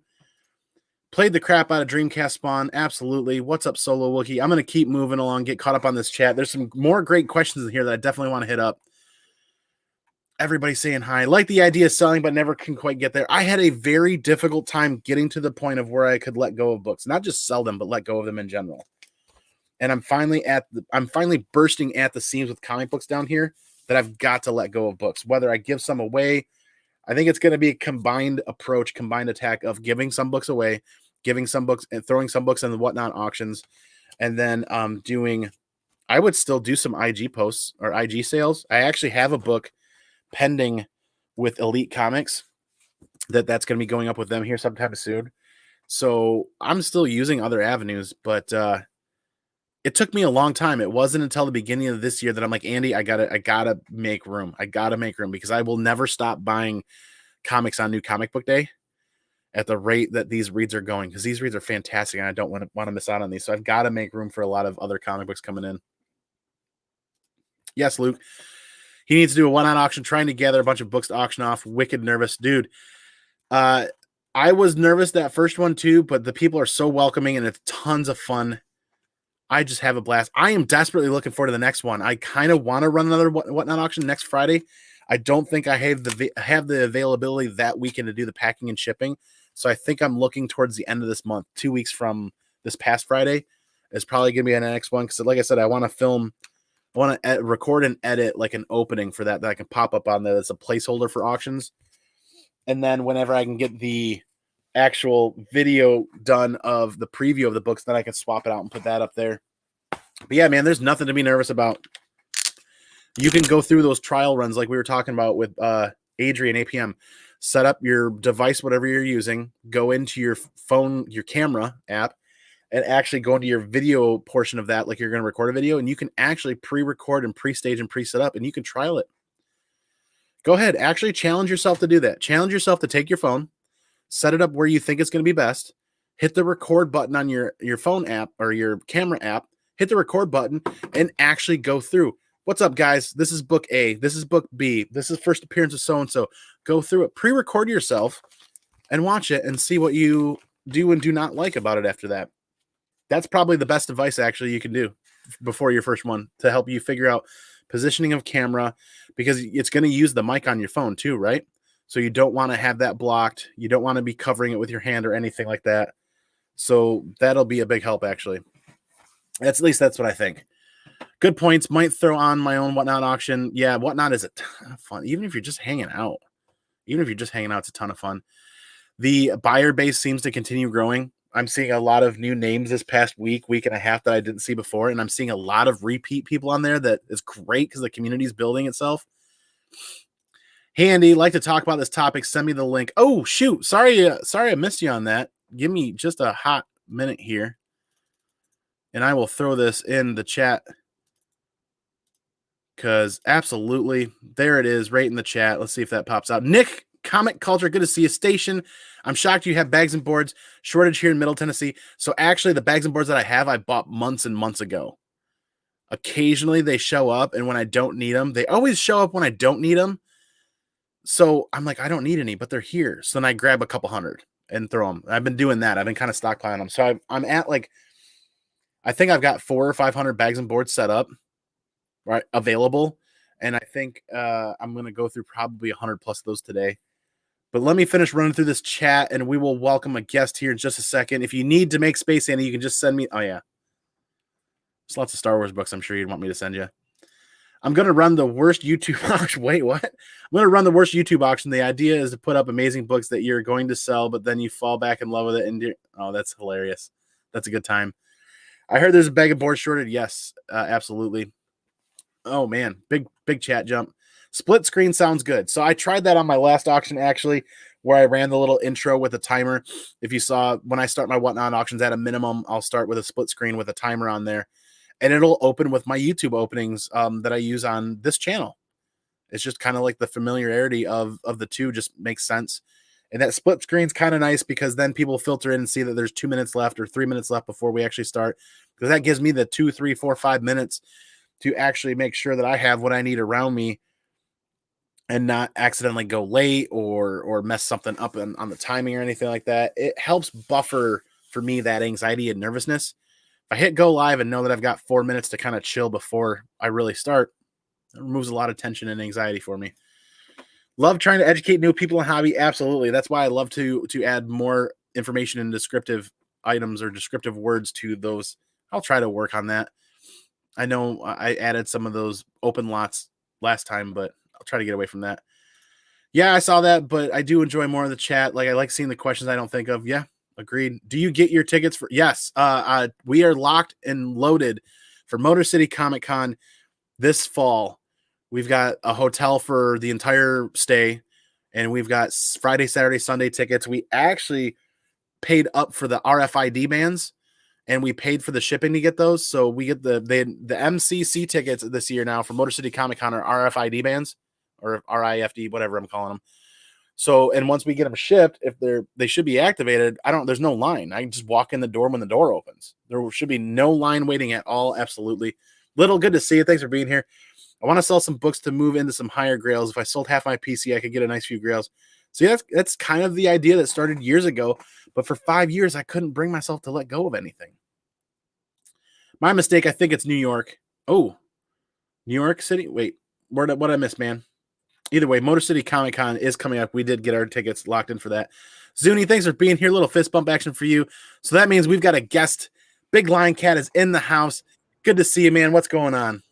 Thank you for the invite, Andy.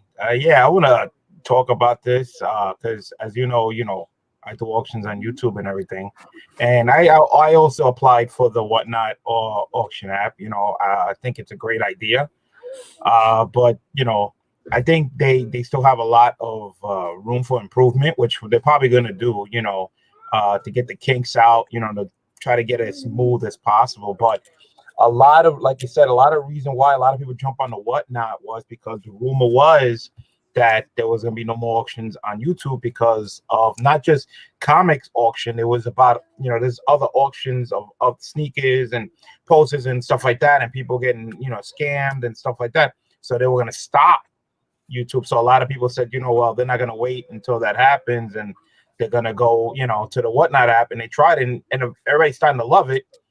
It's a great idea. Don't get me wrong, but for me, for right now, I'm still going to do YouTube auctions until if it does end. I still like doing the way I'm doing it now, more live with hanging out with the group sellers, having fun with the chat and everything. I have nothing against Whatnot yet, but eventually I'm probably going to jump on it also. But I applied for it. I don't know if they accepted me yet. I think they did. But my question: have you done a Whatnot auction already? Yeah, I've done several. I've done a couple actually. Do you just sell just books, or do you sell slabs and books? Slabs and books. So like my last Whatnot auction, I gave away a Last Ronin #1 9.8 at the end of the show. Mm-hmm. So that was the big giveaway for that auction. But yeah, I do raw books and slabs. I know Skeff has done raw books, slabs, and he's done a separate show for just pops and sold off his pop collection. Right. So yeah, there's a lot of vastness when it comes to that. So is it just you can only do auctions, or can you just put books like for sale where people can just say, like a buy it now type where you just say, here's the picture, this is how much you want it, buy it now, boom, sold, done deal. Yep, you can when you list all your auction items, every time you list a book, it gives you you have to select, are you going to do an auction or do you want to do a buy it now? So you can list buy it now as live in that auction as well. And what that means is that just like on YouTube, when somebody, hey, you're showcasing this seller is like, hey, I've got these buy it nows, and they show these off, and then they put up an auction lot. You can do the exact same thing on Whatnot. Here's my buy it now, guys. Check down on the list. See if you're interested. This is the auction item that's up next. But you have to do an auction to do the buy now. Let's say that I don't want to do an auction. I just want to post it. Says, hey, I'm just gonna, list some books, on the side says these are buy now, but I'm not doing a live auction. Mm-hmm. So currently that's only available for, I think, Pops. And I think I know they want to add that for comic books and sports cards and other things. But the infrastructure that was built in that app, wasn't built with a lot of this in mind. So I'm pretty sure they have to go back and have to retool and rework a lot of things. So I know that that's something that they really want to do. I know that they have had pretty much every Whatnot seller that's on there is like, well, yeah, but I would love to have all these buy it nows I have in my auction that don't sell just be listed on my page on Whatnot. Right. Pretty much everybody's agreed to wanting that. Right. My other question is, like, during my auction, because I had one last night. Now, if you guys don't know, I usually just sell most of the time slabs.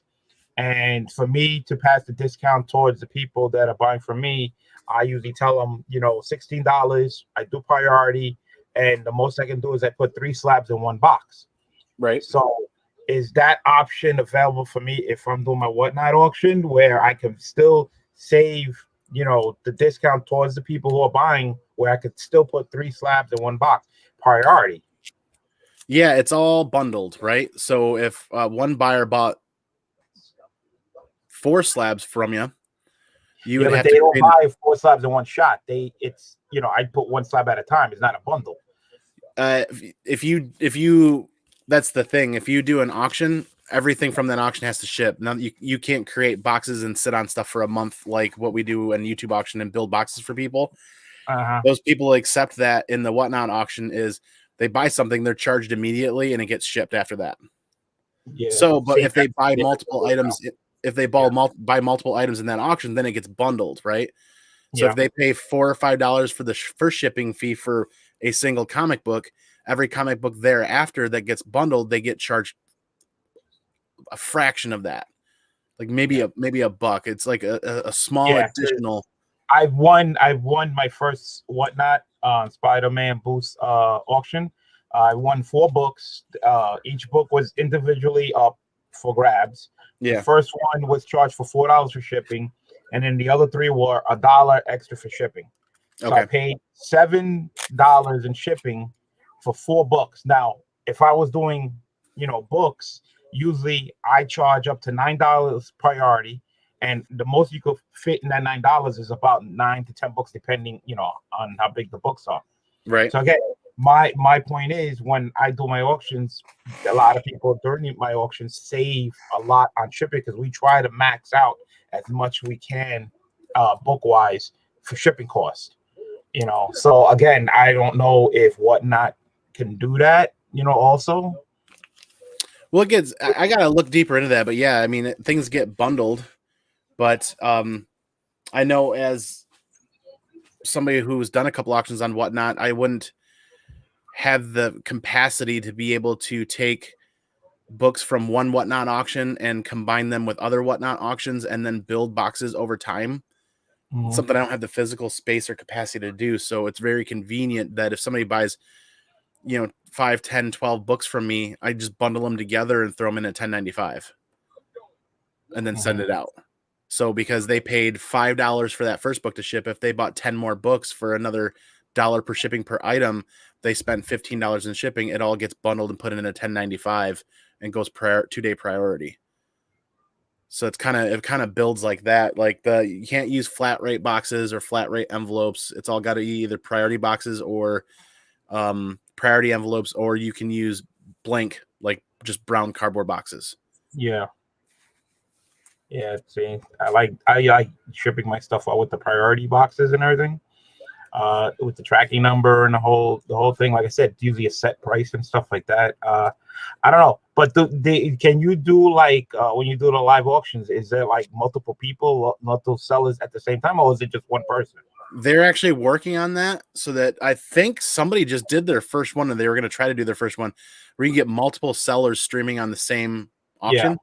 So that's coming if it hasn't already happened. I know I'm looking forward to that, because that's one of the things people miss on Whatnot versus YouTube is having 3 or 4 or 5 sellers.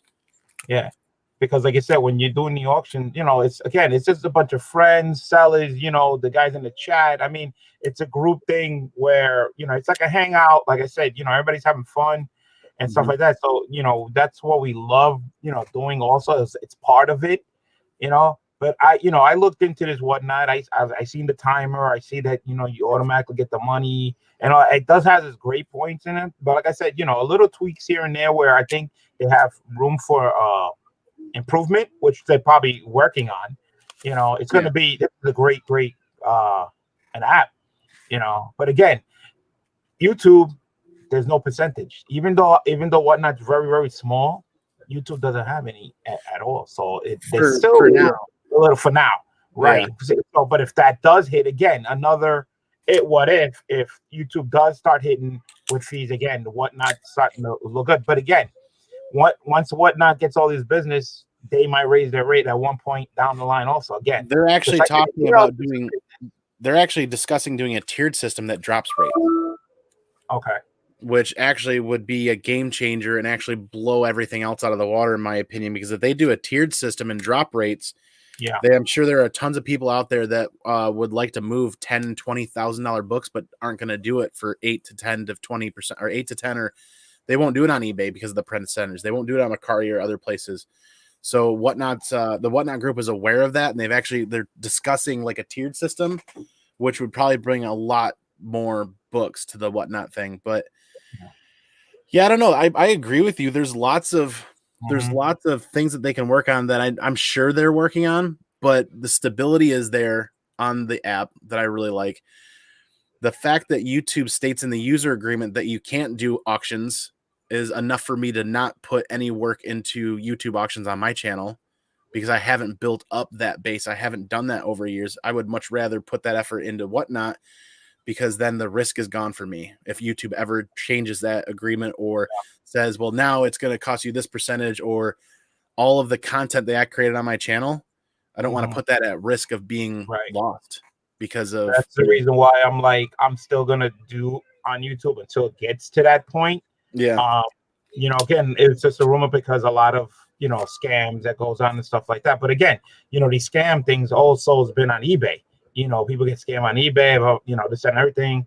And it still goes on, even though they try to prevent it, and try to make some rules, but, stuff like that happens. But that's why right now, I don't know. That's why I like the YouTube auction started it putting a face with it. This is me. This is the book I'm selling. This is me and my brand. I'm not gonna throw junk out the window and have somebody let me rephrase that, not junk, but I mean, if somebody has a bad experience with me, I will work to prevent that. And if they ever do, they know to come directly to me, right?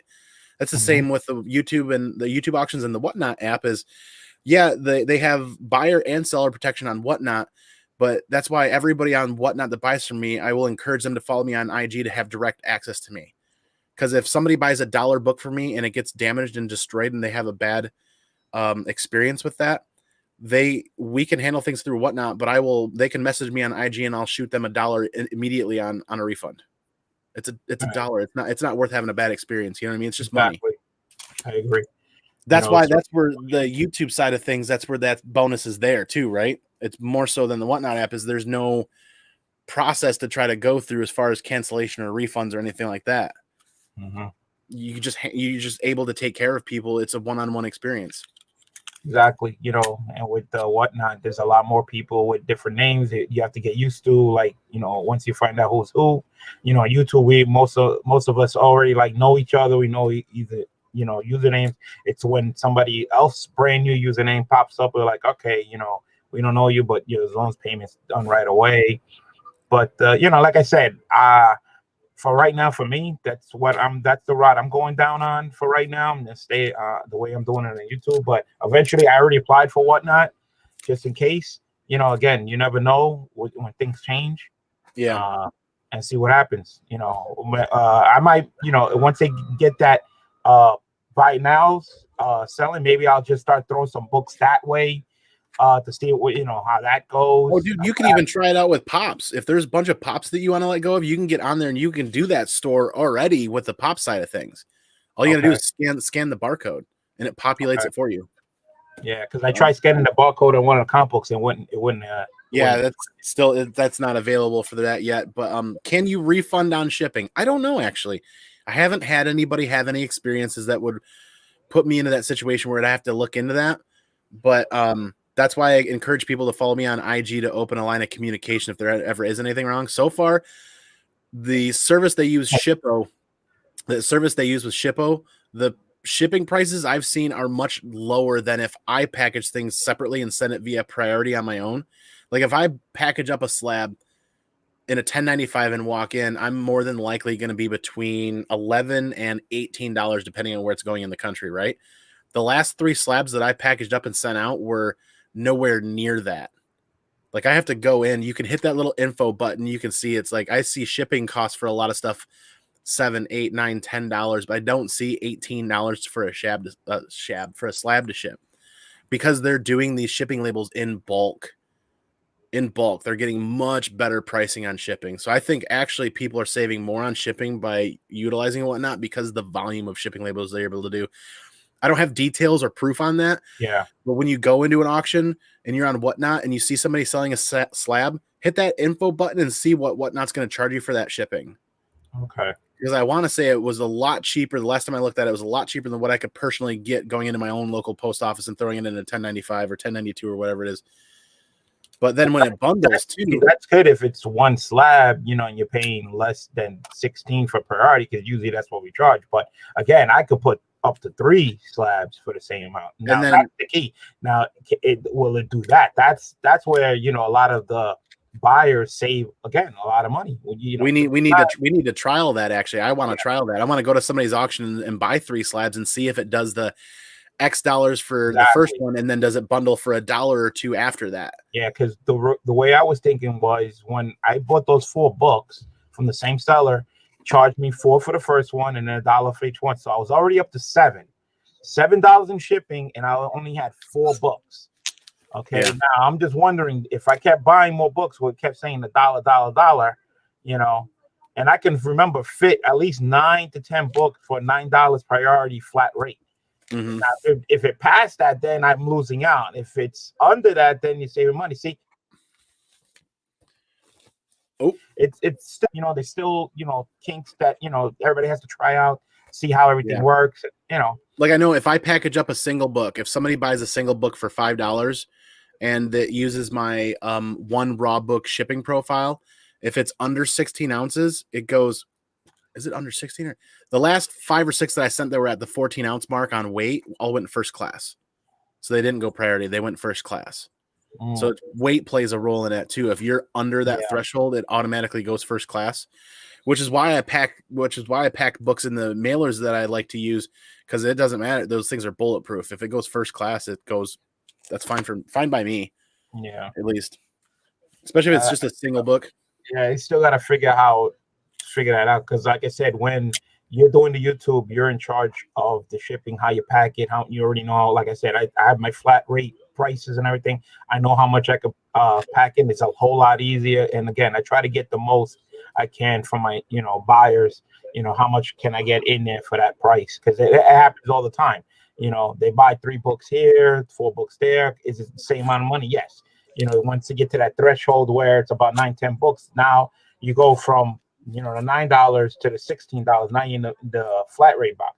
But now you could fit up to at least 40 to 45 books in that flat rate. You see what I'm saying? So again, can they, you know, adapt to that also? Yeah, that won't be a thing on Whatnot, because people aren't moving that. People aren't putting 1,000 items up in an auction and running a 12-hour auction.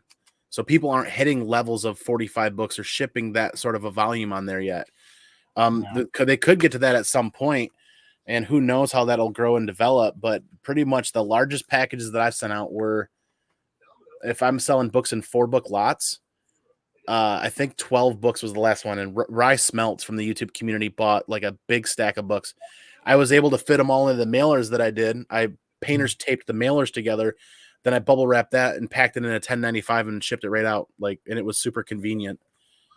So I don't know how much he ended up paying for shipping, but he got all of those other lots shipped for $1 based on my 4 book shipping profile, and I think that was $8. So I think he probably paid $11 for that, $11 or $12 for that to go priority 2 day. But basically you guys sell like 1 book at a time, But like last night, I had Big Will on my auction, and he had like a lot.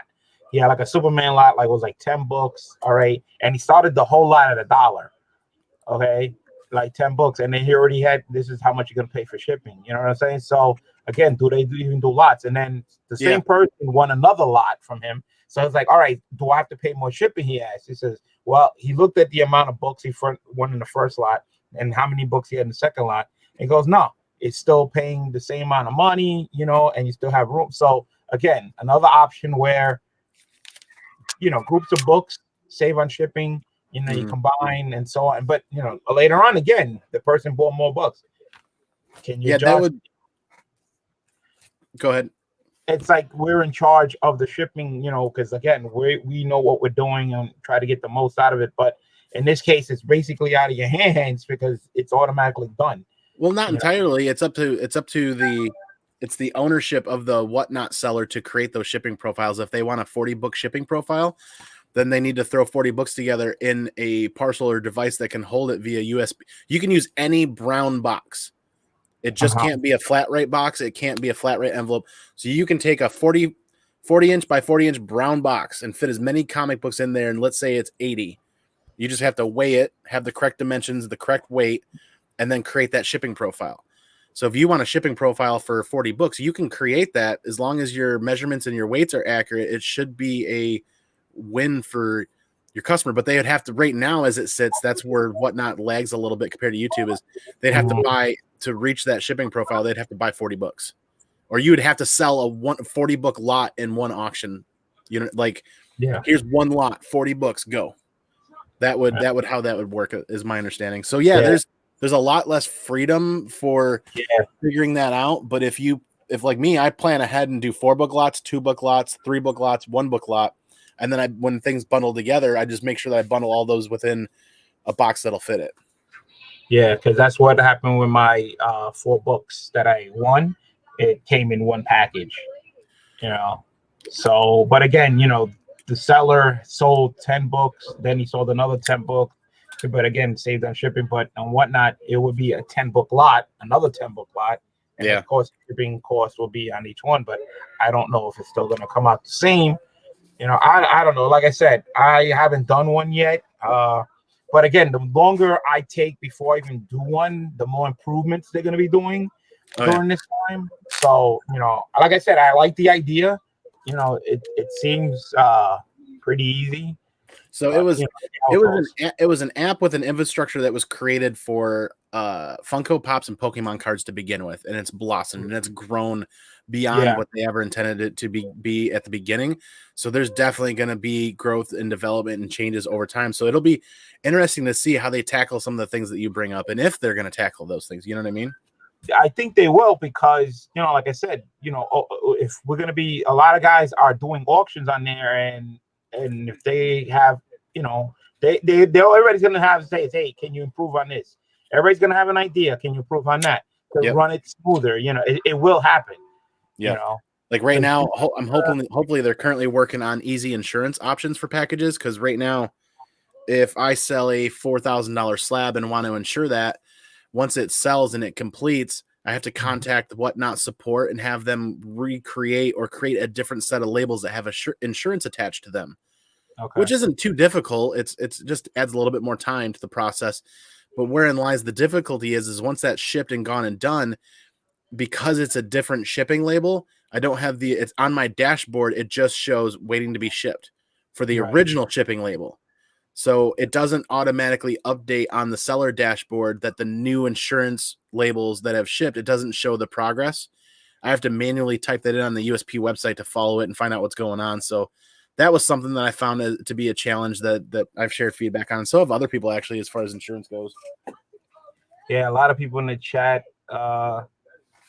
anyone that shows have great books and even better environment, especially when they tunes getting rocking. Make click bids the button easier. If you have a great time, keep it up. Oh my god, dude, this last Whatnot auction, man.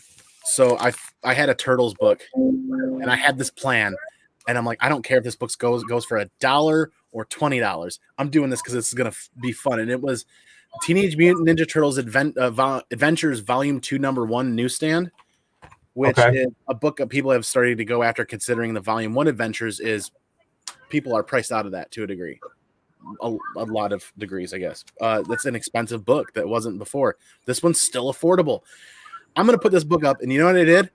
I cranked up Vanilla Ice's Go Ninja Go and sang through almost the whole thing while that auction was going on. And I had probably more fun than any of the other people in that auction did, actually.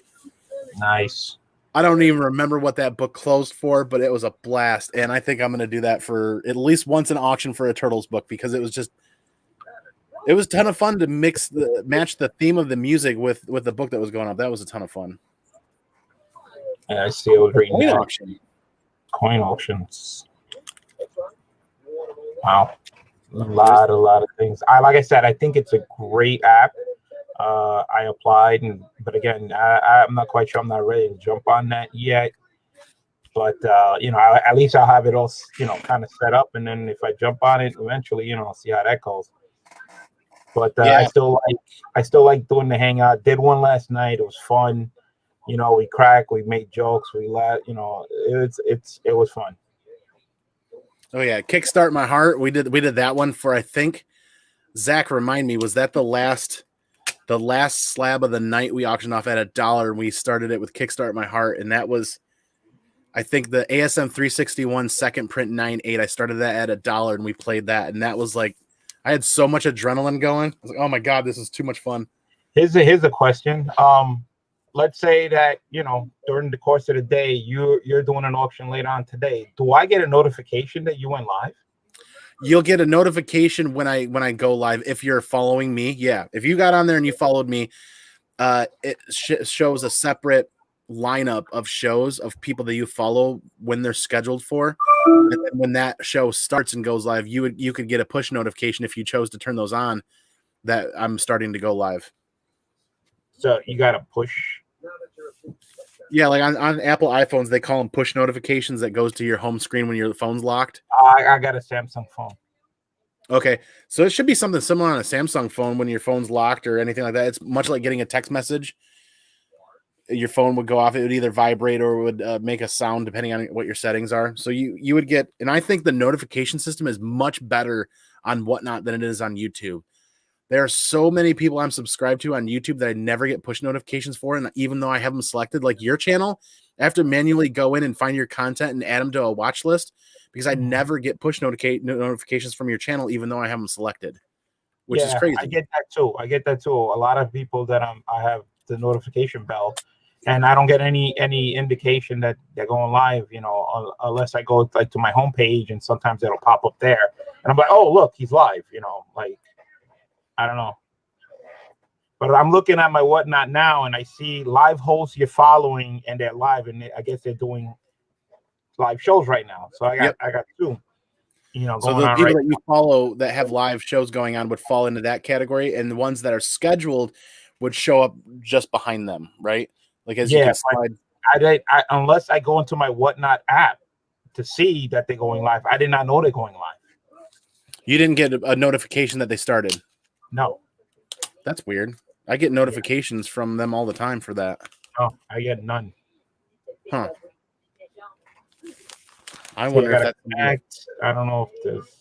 It might be in the settings then. It might be something to look at in the settings. Because it saves, the community money in shipping if you guys are able to buy more than one thing. You buy one thing in 1 hour. Speaking of shipping.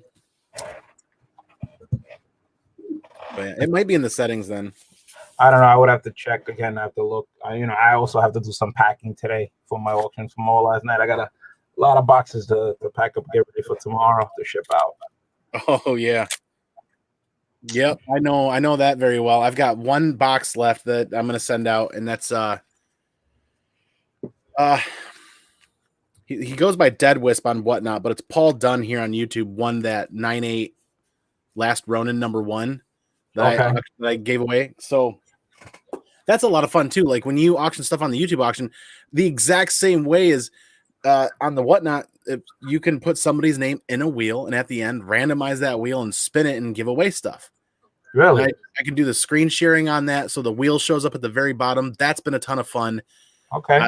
The first auction I gave away I gave away.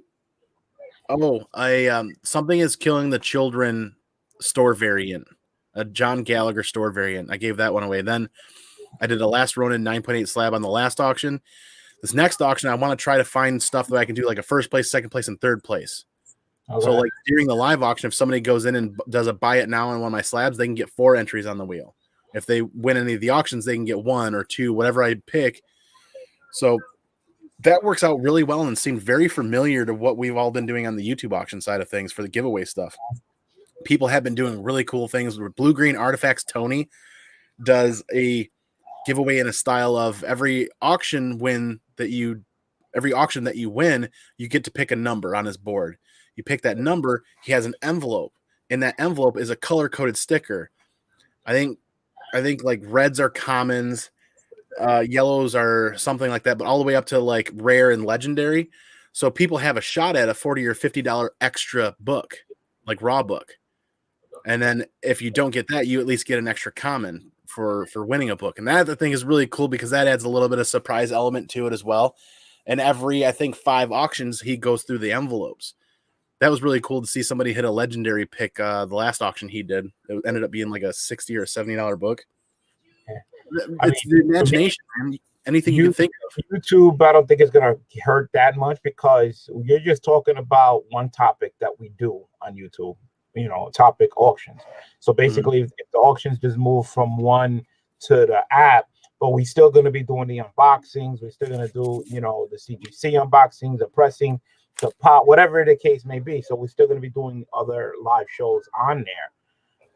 They might just take a small hit time-wise, but, usually the auctions, like I said, they're about 3 hours, 4 hours long, but then those will be gone and they'll be replaced by like hour shows, an hour and a half, type shows. But, I don't know. Again, it's just a rumor. I don't know what's going to happen or not, but, if it doesn't, hey, I'm just going to keep doing what I'm doing, Right. That's, we'll see how that changes and develops. I mean, it's been a lot of fun with the community interaction with the YouTube auctions and whatnot. But where I think Whatnot shines over YouTube is when I watch a YouTube auction with 4 or 5 sellers on there, I don't know what they're bringing to the table. And that person finishes an auction. It could be, in some cases, on some auctions, an hour before they get back to that person. Right. I've seen some auctions take so long that somebody's like, "Hey, my next one, I'm going to do this book," and I'm like, "I want that." And an hour and a half later, they're still not to that person in that book. Yeah. That's why usually I try to run it a lot quicker. It depends how many people you got. Usually about 4 or 5 sellers, and it goes pretty fast. I go back to the tape and I watch to see how an hour goes by. For me, I've been lucky. Well, I don't know if it's been lucky or unlucky, but a lot of times the sellers usually run late. So usually I start off with just me, maybe 1 or 2 other sellers. So it's only 3 of us in the beginning. So we actually, like in an hour, we go to like 2 or 3 rounds already before the next seller shows up. And then, during the course, the ones that were already there earlier, already 3 rounds, 4 rounds in, and, they wasn't planning to go like all night. They went through all their rounds and they're like, all right, well, I'm done. Guys, have a good night. I'll hang out for a little while and then leave. So again, the line's a little shorter again, until another seller pops up later on. And usually that's what happens. So, I had about 10 rounds or 9 to 10 rounds last night. I still went over my doubles and it was only 3 to 4 hours. And that was it. So it went pretty fast. Nice. It's the problem is when people are deciding if they want to bid or not. We're like, wait, all right, do you want to fold? Do you want to bid? They kind of hold it up a little bit. We're like, well, if you don't tell us anything, we're gonna have to, throw a 30-second clock, and let us know. I mean, if you really want the book, bid on it. If it's even if it's $1 bid going back and forth, all right. If you see him, he bid $1. You want the book, throw your $1 bid in there. Throw that ping pong back and quick to get to the end. If you're just going down that route, that's fine, but do it as quick as possible if you know you want the book. But if you're like, I don't want the book no more, I want out, just fold, get out of it. But some people sit back and wait. They put a bid in there and they're letting these 2 guys go at it, You know, they want to see how far they go before they decide, all right, am I going to stay in it, you know, or fold? But throw your bid in there, you know, make it go up quicker, you know, try to get to wherever your limit is. You know, that's what happens. Yeah, and that's where I wonder sometimes, like on Whatnot, as fast as that stuff moves, I think it's moving at light speed. And I think I've had people show up and be like, "Hey, are you going to put up this book?" And I'm like, "That book was up an hour ago and is gone." Yeah, like people are floating back and forth on Whatnot, and I think eventually some people are so accustomed to things taking a certain amount of time or a certain block of time, and they show back up on Whatnot. A person asked for that book, it's coming up in 5 to 10 minutes. And if they don't stay there, they're going to miss it. And that's happened a couple of times. And it's like, I'm sorry, you asked for the book and I put it on deck. Like this whole counter back here is the corners with a book that's going on. And there's 1, 2, 3, 4, 5. It's like, there's an on deck. As people start to ask for stuff, I throw it on deck. And if they don't stay, they tend to miss some stuff. Yeah. But I had people doing that last night. It says, oh, because I posted my books on IG. They're like, oh, when is that book coming up? It says, well, I already have it in the box below on the side already, and I already lined them up the way I was, gonna, sell them. I try to like to break up the titles or whatever the case may be. So I said, eventually it will come up. You just gotta stick around and wait until it does. So eventually, the book finally came up, and the person that was asking for got outbidded anyway. Didn't get it. So it's what happens. So, and this comment from Zuni is where it's worth its weight in gold as far as Whatnot goes. The last YouTube auction I had somebody bid up $1,000 worth of books and then didn't pay, didn't respond, cold shouldered, and like finally I had to give that person a due date 2 days later and say, if you want these books, it needs to be done by this day and time. There are other people asking for these right now that are figuring out that you're probably not going to follow through. This person hemmed and hawed and like, well, I'm a soldier in Japan, and well, I guess I'll give you my U.S. address to ship the books to. I guess nothing. You committed to these things and now you fell through. That person's blocked, but that's where on Whatnot, I don't have to get anybody's shipping address. I don't have to worry about whether or not they're going to commit to this. It's a binding agreement, and that's how the Whatnot agreement states it as, and it's said and done. Yeah, that one auction that somebody didn't pay for $1,000 worth of stuff cost me about a week's worth of my time trying to organize and sort and figure that out. That was terrible. But again, I don't know if it's somebody you knew already, but lots of times, again, you get to know people who's on there, and I bought off auctions, and I tell the person, listen, I'll pay you tomorrow, because it's late or I'm tired or I just finished work and I just jumped on I saw this book that I wanted and I bid and I won, and they're like, nah, we know you're good, pay us, tomorrow, whatever, but again, that's another thing, people bid up the thing and then they don't pay at the end. Like, what the hell? Yeah. Somebody else could have won it at a lower price, That's always tough. And I'm sure there are people out there that could have been a dummy account that somebody was trying to steamroll that auction because maybe they didn't like the time that we were going at, but who knows? Like I said, it's definitely a good idea. Again, it does have this protection and stuff like that. So yeah. And again, I think there will be more improvements on it. I think it's just gonna get better. It's just gonna get better. So if you haven't applied to Whatnot yet, I would definitely do so. You would be really interesting is maybe YouTube sees what's going on, and they try to give Whatnot a run for its money and create something auction wise. Because like you said it, man, sneakers, cards, coins, comics, auctions on everything. I saw somebody running a YouTube auction on they were in a garage at a garage sale, auctioning off garage sale stuff. Just a random, here's a pot. Let's start this at $1. And I'm like, did I seriously just stumble on this? And then because of that, the YouTube algorithm started shooting me suggestions for pawn shop auctions. Wow. And I'm like, good gravy. This is a whole ton of stuff I'd never heard about. It's a lot of stuff. Everybody's selling all kinds of things on YouTube. So it's not just the comic books. It's not just about the cards. It's a lot of things that people, having issues with. Yep. And I don't know. Like I said, I don't know if it's going to happen or not. So. Yeah, You never know. But never know, guys. I can't see them shutting anything down, but I could see them structuring things to a point where they get a cut. Yeah, and if they do that, then people are just gonna, they're still gonna jump ship or whatever. Because, like I said, the benefits of the way Whatnot runs, it's a whole lot easier. A lot more stuff.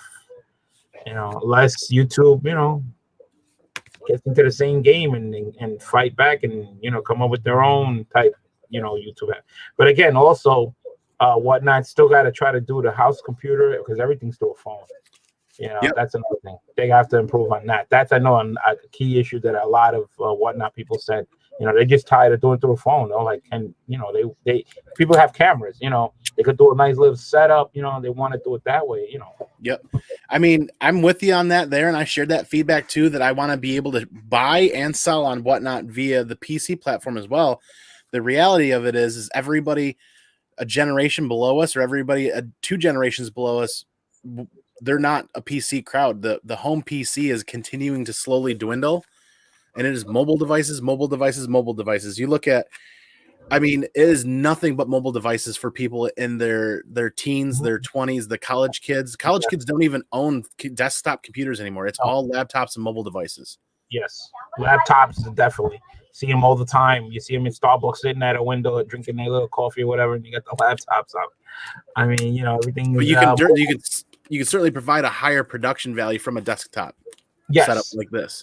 Again, it's hooked up to a printer. If I want to print something out, boom, I don't know if you would have to change a file and all kinds of stuff. Nah, it's just too much for me.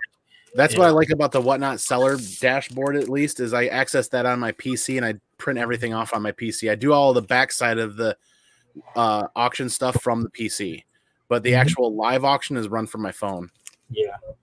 Was it Zach B says? If I can watch entire auction 60 to 90 this freaking minutes over 6 hours, it'd be just much easier. Yeah. My concern is how the taxes are going to work out for you guys at the end of the year. I would imagine that because everything's recorded, Whatnot will just send us a see, that's another thing. YouTube don't do that. 1090. It's I forget the tax form that it's called, but it's just like the interest rate that you earn interest on, like your checking account. Your bank's supposed to send you, it's like a 1095-I or N or something like that. It's just a form to say you earned this much extra beyond the wages you do at work. So I would imagine Whatnot would just shoot out like a 1095 something or other because everything's recorded and already done. Yeah, so YouTube is not. So again, every time there's an improvement or whatever, it's gonna cost. It's nothing free, so somebody's got to be charged. So. Well, yeah, I mean, eventually gonna pass it up to the buyer. That's where PayPal people are getting locked up and closed up, and they're moving money, and there's no taxes, there's nothing, there's no records. I would much rather pay the minuscule amount of taxes that are required based off of the Whatnot thing and not have any banking issues after that. Because PayPal for me changed me. I can't use PayPal for free anymore. If I do buy something, they automatically tax me now. It's already taxed. Oh, really? Yeah. Wow. So it changed on me. So yeah, I can do even though even though I go through friends and family, I can still get taxed because the way I do it, it's my bank card. It's not through my bank. So through my bank card, that's when they charge me. I can't go through my bank before it was free. Now they closed that off. Mm-hmm. Yes, I can't do it that way. So now, I have to pay tax using my bank card. It's still coming out of my bank account, but I'm paying. Yeah, Adrian, nothing's recorded as far as video and audio goes, but all of the sales transactions are recorded. I can go back to all of my live streams and pull everything up and see what everything's sold for, where it went to, and all of the addresses and everything. So all of the data from the items being sold is recorded, but not the video or the audio feed. So that production side of things isn't recorded. The sales side of things is, so they should be able to generate a tax form very easily for me at the end of the year. Just live and then it's gone. But yeah, that's absolutely it. But all of the sales transaction stuff is okay. 1099. That's what it is. It's a 1099 miscellaneous. Thank you, okay. BJ Kicks, for sharing that. I was close for electronic transactions. Yep. Very cool. So that's going to be really nice and really easy. The only thing that I really would consider doing is, for me, like, that means I have to mix in that 1099 miscellaneous in my family taxes. Whereas, like, if I make this a regular thing, I might as well just create an LLC and then just do a separate LLC, do taxes separately as an LLC to get it away from my family income, because then it makes it very confusing and very hard to figure out for me. I'm not a tax person. Look at what Deep Dive Comics said. Whatnot is a year from being a platform I watch or sell on. Is a year from. You cannot list your books on the market. Well, they're working on that. It's not. The app wasn't originally created for that. Is not something for somebody to try to watch multiple auctions. I would actually debate you a little bit on that deep dive. I can bounce between 6 different auctions in less than 15 seconds from my phone. And if everybody keeps running those 1-minute auctions, I can see 6 other auctions and see 6 other products before that 1-minute auction is up and be back to see what that one ends for that quickly. Granted, it means I'm looking at one auction on one screen and then I leave and I bounce to the other, but it's more responsive than YouTube and what my PC can keep up with here. But yeah, I can put multiple screens up and I can do that on the PC side of things and watch that, but it's actually a lot more faster and responsive on the Whatnot app. But yeah, they're working on that idea for that platform where they can actually load books on in a marketplace, because it was never created for that purpose to begin with for comic books. So they're looking at that, and I'm hoping they do something like that. That'd be awesome.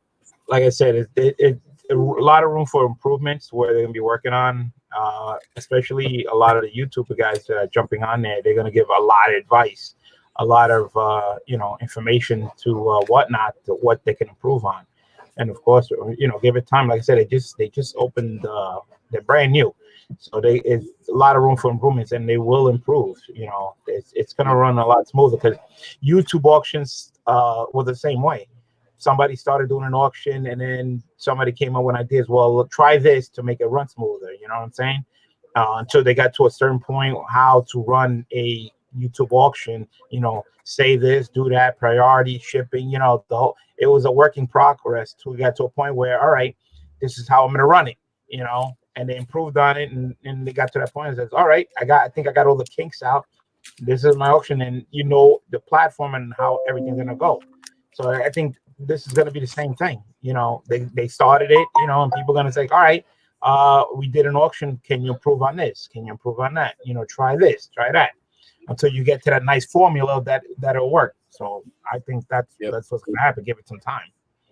Yeah, it's going to take some time. And like Deep Dive is saying, the marketplace is far off as well. Whatever time they need to do that, I'm just hoping they actually continue to work towards that, because absolutely, to be able to put books in the marketplace, like you're saying, Kat, is what it's really lacking right now. Mm-hmm. It really is. And whether that's 6 months or a year off, who knows? They says they hope to do it in the future, but it's far off as well. In the meantime, yeah, so maybe that's not going to be the 100% place where everything can be handled, but then we're still kind of bridging those gaps with other things. Mm-hmm. At least you can watch IG auctions on your computer. Yeah. IG auctions are painful to watch on any platform, in my opinion. I watch some IG auctions, not too many, just very rare. 1 hair, 2 hair. IG still has that same problem of having to manage shipping addresses and having to manage payment side of things as well. It's still a lot of work. I mean, it's an improvement. Like I said, instead of, a lot of people don't want to be in front of the camera to do a live auction. Like you said, once they improve on that buy it now, where you scan the picture and you go, all right, here's my buy it now, here's my book. You don't have to do live. You don't have to be there. All of a sudden, boom, it automatically, somebody will buy it. The payment will go directly to you, and all you have to do is pack it and ship it. It does have its benefits. But again, you could do that also on IG if you like. Take a picture, post it, says, hey, buy it now. First one that DMs me gets it. You could do that too. Again, there's no charge if you go through IG. You pack it your own self. I mean, again, hopefully the payment goes through. It up and down. Yeah, it's up and down. Let's see. You pick the poison. Yep. IG auctions for Elite Comics are the ones that I actually enjoy watching, but A lot of the other auctions when it comes to IG, and I'm with Deep Dive here, Facebook auctions are a little better to watch on PC. The production side of things, like when you get on IG and you get on Facebook, there are a lot of people running auctions that have never been a part of YouTube or don't have a YouTube channel. So they're very uncomfortable on camera, and I get that.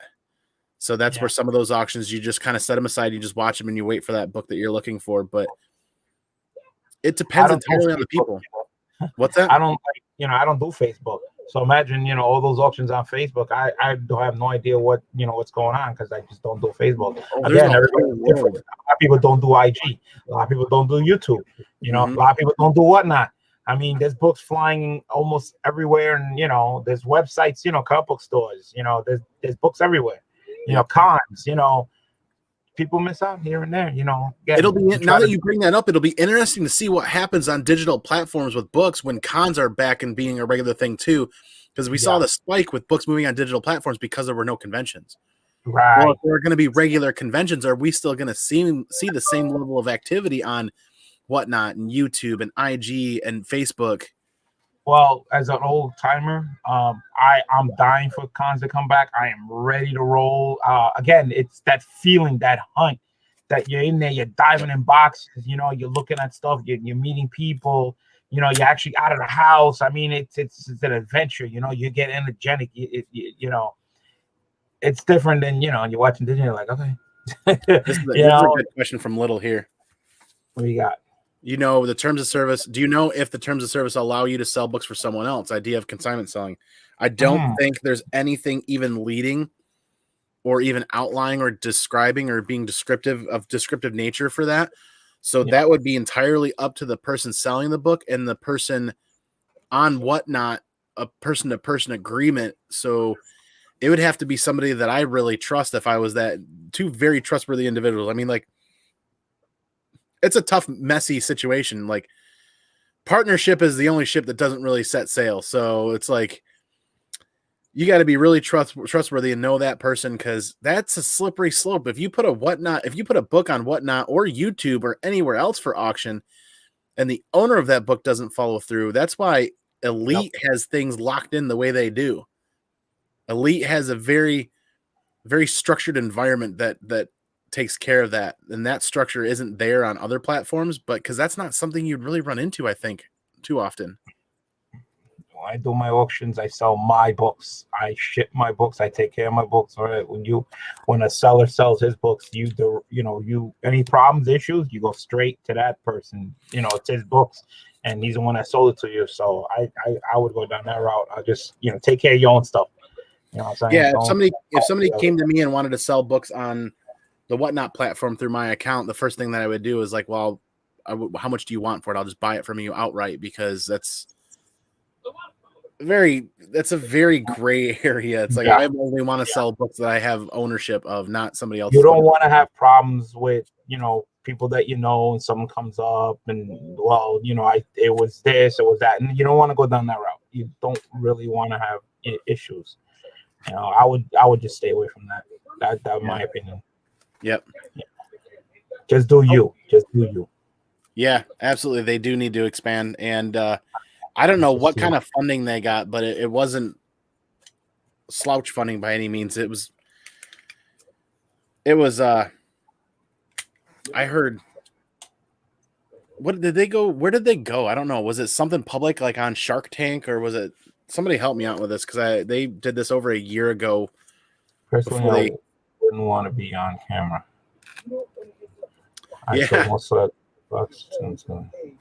That's how I felt a long time ago too. It's been about 2 years that I've been on YouTube now, and I think you're not too far from that. You're 2 years too. I think I'm coming up on 3. 3 now. I think somewhere in October. I think I will be on my 3rd year. I'll be completing my 3rd year. Like I said, I started too. I did videos, and then I did live, and it's like I can't even go back to videos no more. I just do live shows now.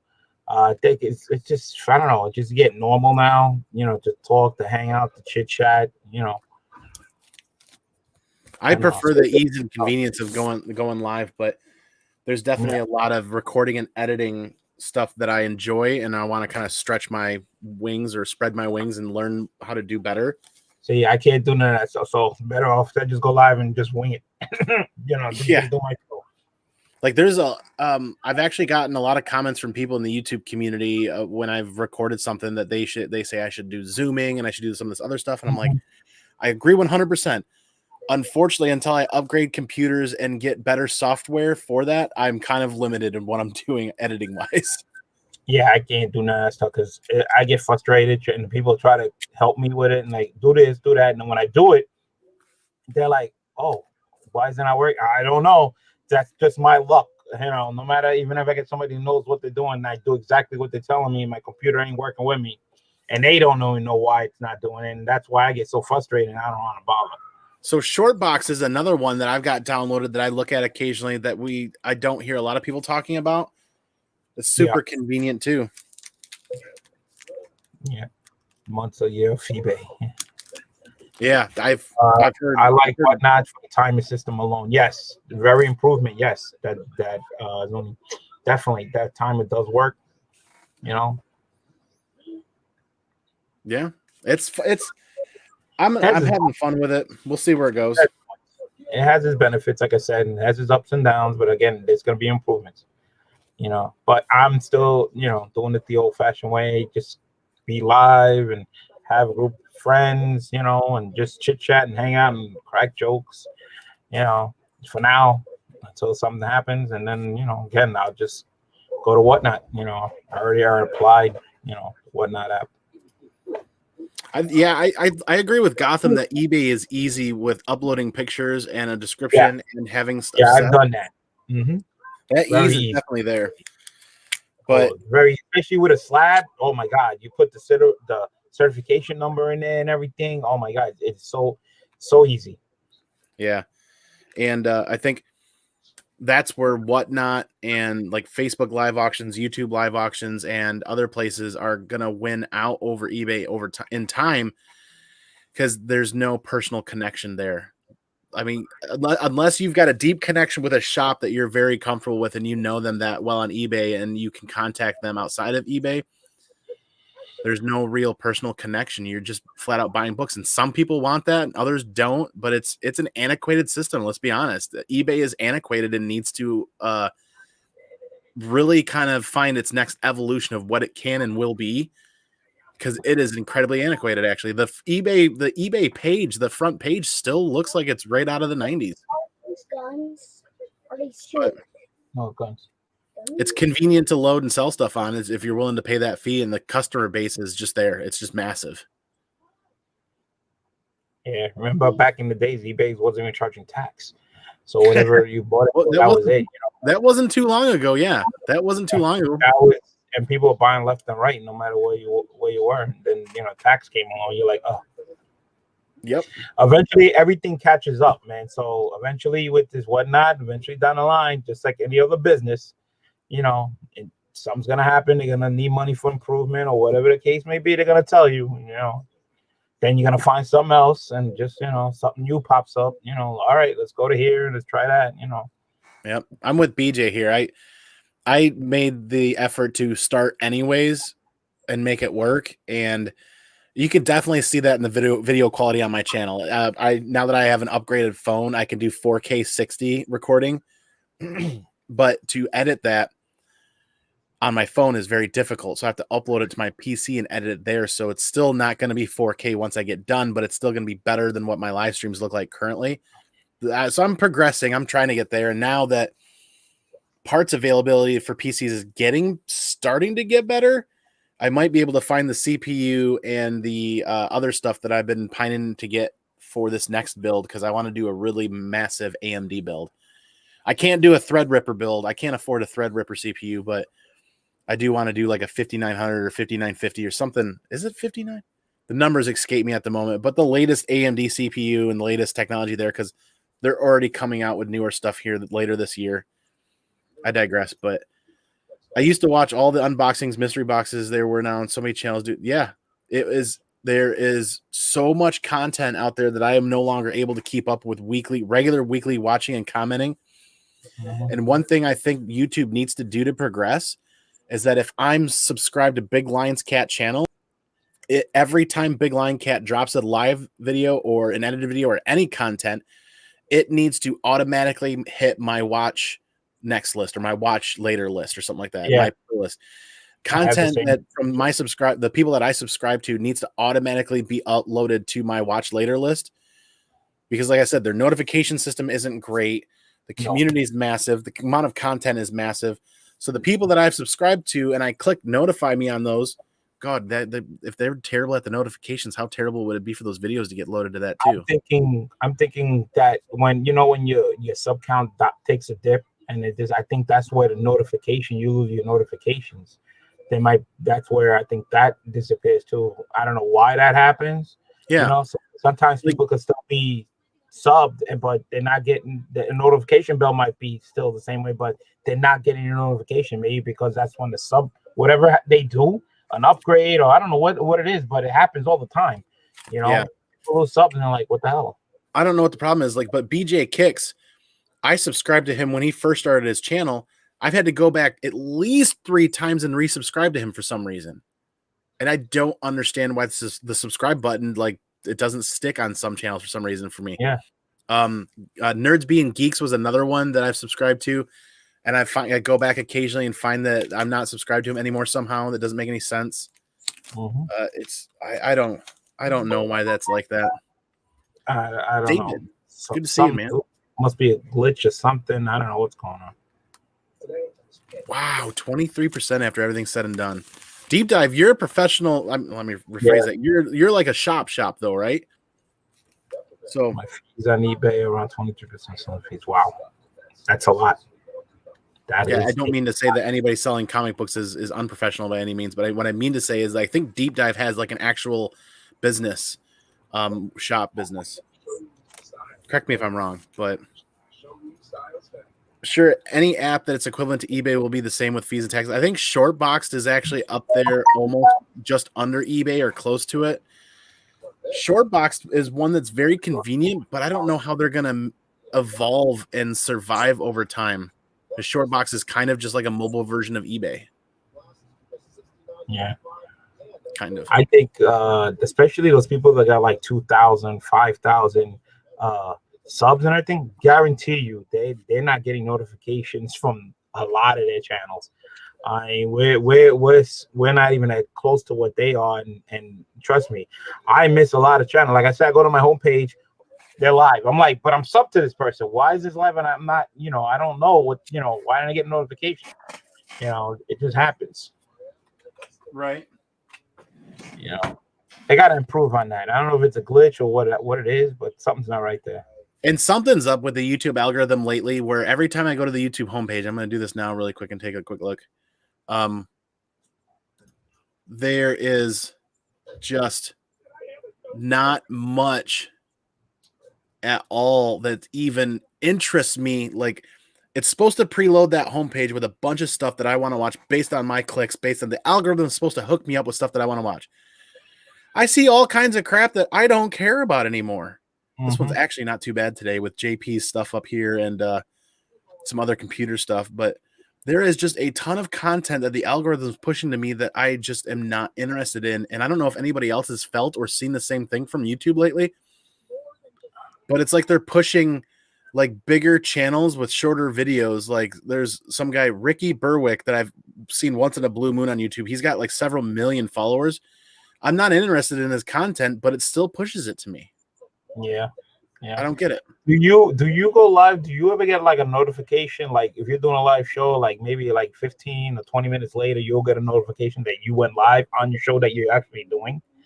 I get an email notification that said I went live on my channel. Yeah. But not on YouTube. How long after you already went live when you get that notification? Because that's when everybody else is getting the notification that you went live.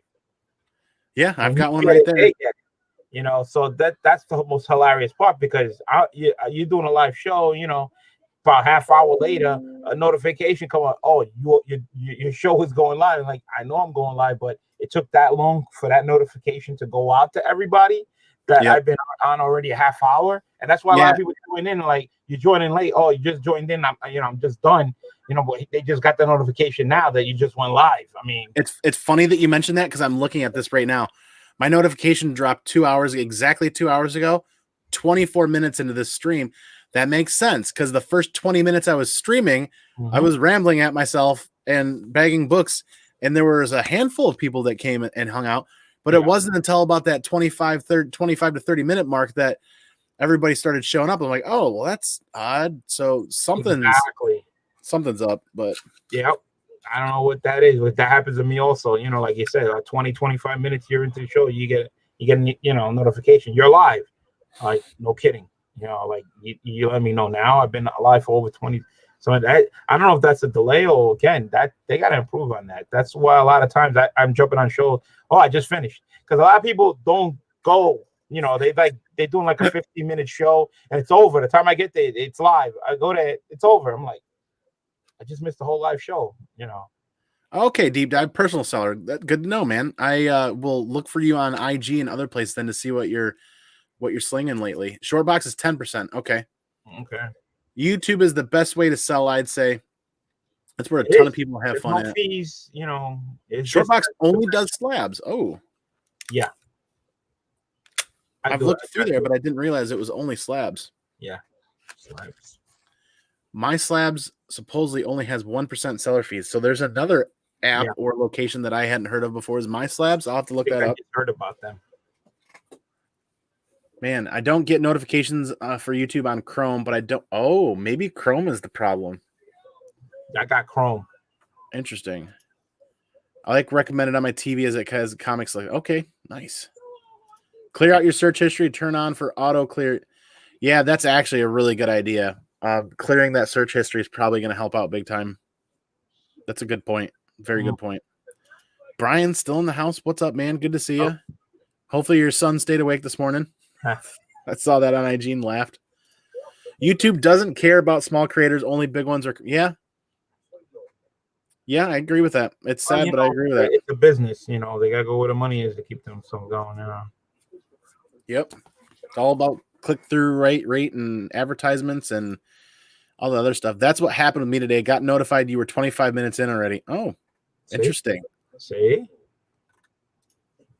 Wasn't aware of My Slabs. Yes, I would look that up, My Slabs, after this. After we get done with this, I will definitely look up My Slabs. I don't know, man. I'm going to keep bagging and boarding. I kind of promised everybody I was going to hang out till 3 o'clock, man. Don't hesitate to run and start boxing up books if you need to, man, because you mentioned that you had I know I got some orders here, but eventually I'm gonna have to still go because I haven't had breakfast or lunch and it's already 2:30 in the afternoon. Oh my, yeah, because I stayed up till I don't know what time in the morning hanging out watching YouTube shows last night. I didn't go to sleep till about 4 in the morning. I cut the cord yesterday. And the wife and I went out. I had my phone with me, but I stayed off of YouTube all day yesterday just to take a breather from comic books in general. And we went out and had a blast. We went and saw a movie for the first time in over a year and a half. That's funny. Me and my wife went to the movies yesterday. Nice. And I went back to do the auction. What'd you guys see? We saw two movies. We saw Fast 9, and then we had a grandkid with us, and we went to watch Space Jam with him. So. Oh, cool. We went and saw A Quiet Place 2. So we watched the first movie last night, watched the second movie today. And all I can say after watching those movies was I hope John Krasinski drops everything he does and just directs movies for the rest of his life because those were fantastic. Okay. I think next week we'll go see Black Widow. Yeah, I haven't seen Black Widow. I gotta go see that. It's like Black Widow. I almost picked that. It's like I want to see it. I want to check it out, and I don't want to be left out of that the discussion within the community about what's going on with Black Widow. But I just kind of feel like, what was the one we saw? That one, A Quiet Place 2, had already been in theaters since I guess May for the theaters that were open. Mm-hmm. So that one was probably going to get pulled here soon. So we wanted to make sure we saw that one before it left. If you're watching Netflix, there's a great show that I'm watching. My wife got me hooked up on it. It's called Manifest. Oh, yeah. It's about a group of people that were on a plane coming from Jamaica and going to New York, right? And during the flight, something happened to them, and then when they landed, they found out when they landed, they disappeared for 5.5 years. Everybody in the plane didn't age, but everybody else, of course, aged 5.5 years later. And it was a big mystery, like, what happened to the plane? There was nothing wrong with the plane. Of course, the government's involved. And then they noticed that a lot of people on the plane are having hearing voices and stuff like that. Government, so things are happening to them. So it's and they're trying to get their life together, back to normal. It's great.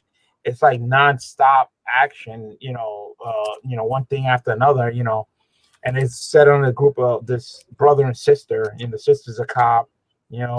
It's great. It's just like, what would happen is your life just changed like that. You come back 5.5 years later, and everybody thinking you're dead, you're gone. They don't know where you disappeared to.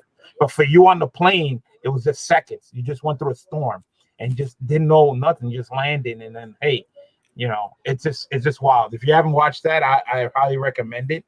It sounds good. I'm up to the second season now.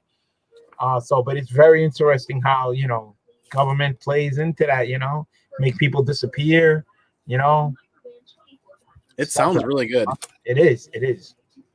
The last Netflix show that I was absolutely in love with, and I got to find another one. The last one I watched was Dark. It's just Dark. It's a German show that was dubbed and done and sent over to Netflix, but it is just a fantastic sci-fi show about time travel. Think take Chernobyl, but add time travel to it and add a lot of mystery and thriller aspects to it. Oh my God, it was good. And I know like a ton of people that know about Dark absolutely love it, but there's a ton of people out there that don't know about it yet either. Perry Comics fell asleep. Was good. I fell asleep to like the third episode. I woke up and the last episode I had to go back and catch up. Yeah, it's a good show. It's a good show. It's just like little twist here and there. Because what happens is the people who are hearing things, it's supposed to be like, it's like a warning to them to help somebody, like other people, even if people that wasn't even on the plane, so it's like they just get these little hints and they got to try to figure out what is it that they're trying to tell them what to do, and it's all about helping people. So very cool. I will definitely look into that. Be right back. So yeah, I cut basically YouTube out yesterday, and the wife and I went out and just had a blast. We went to a couple of comic shops, went hunting around. We went to that movie,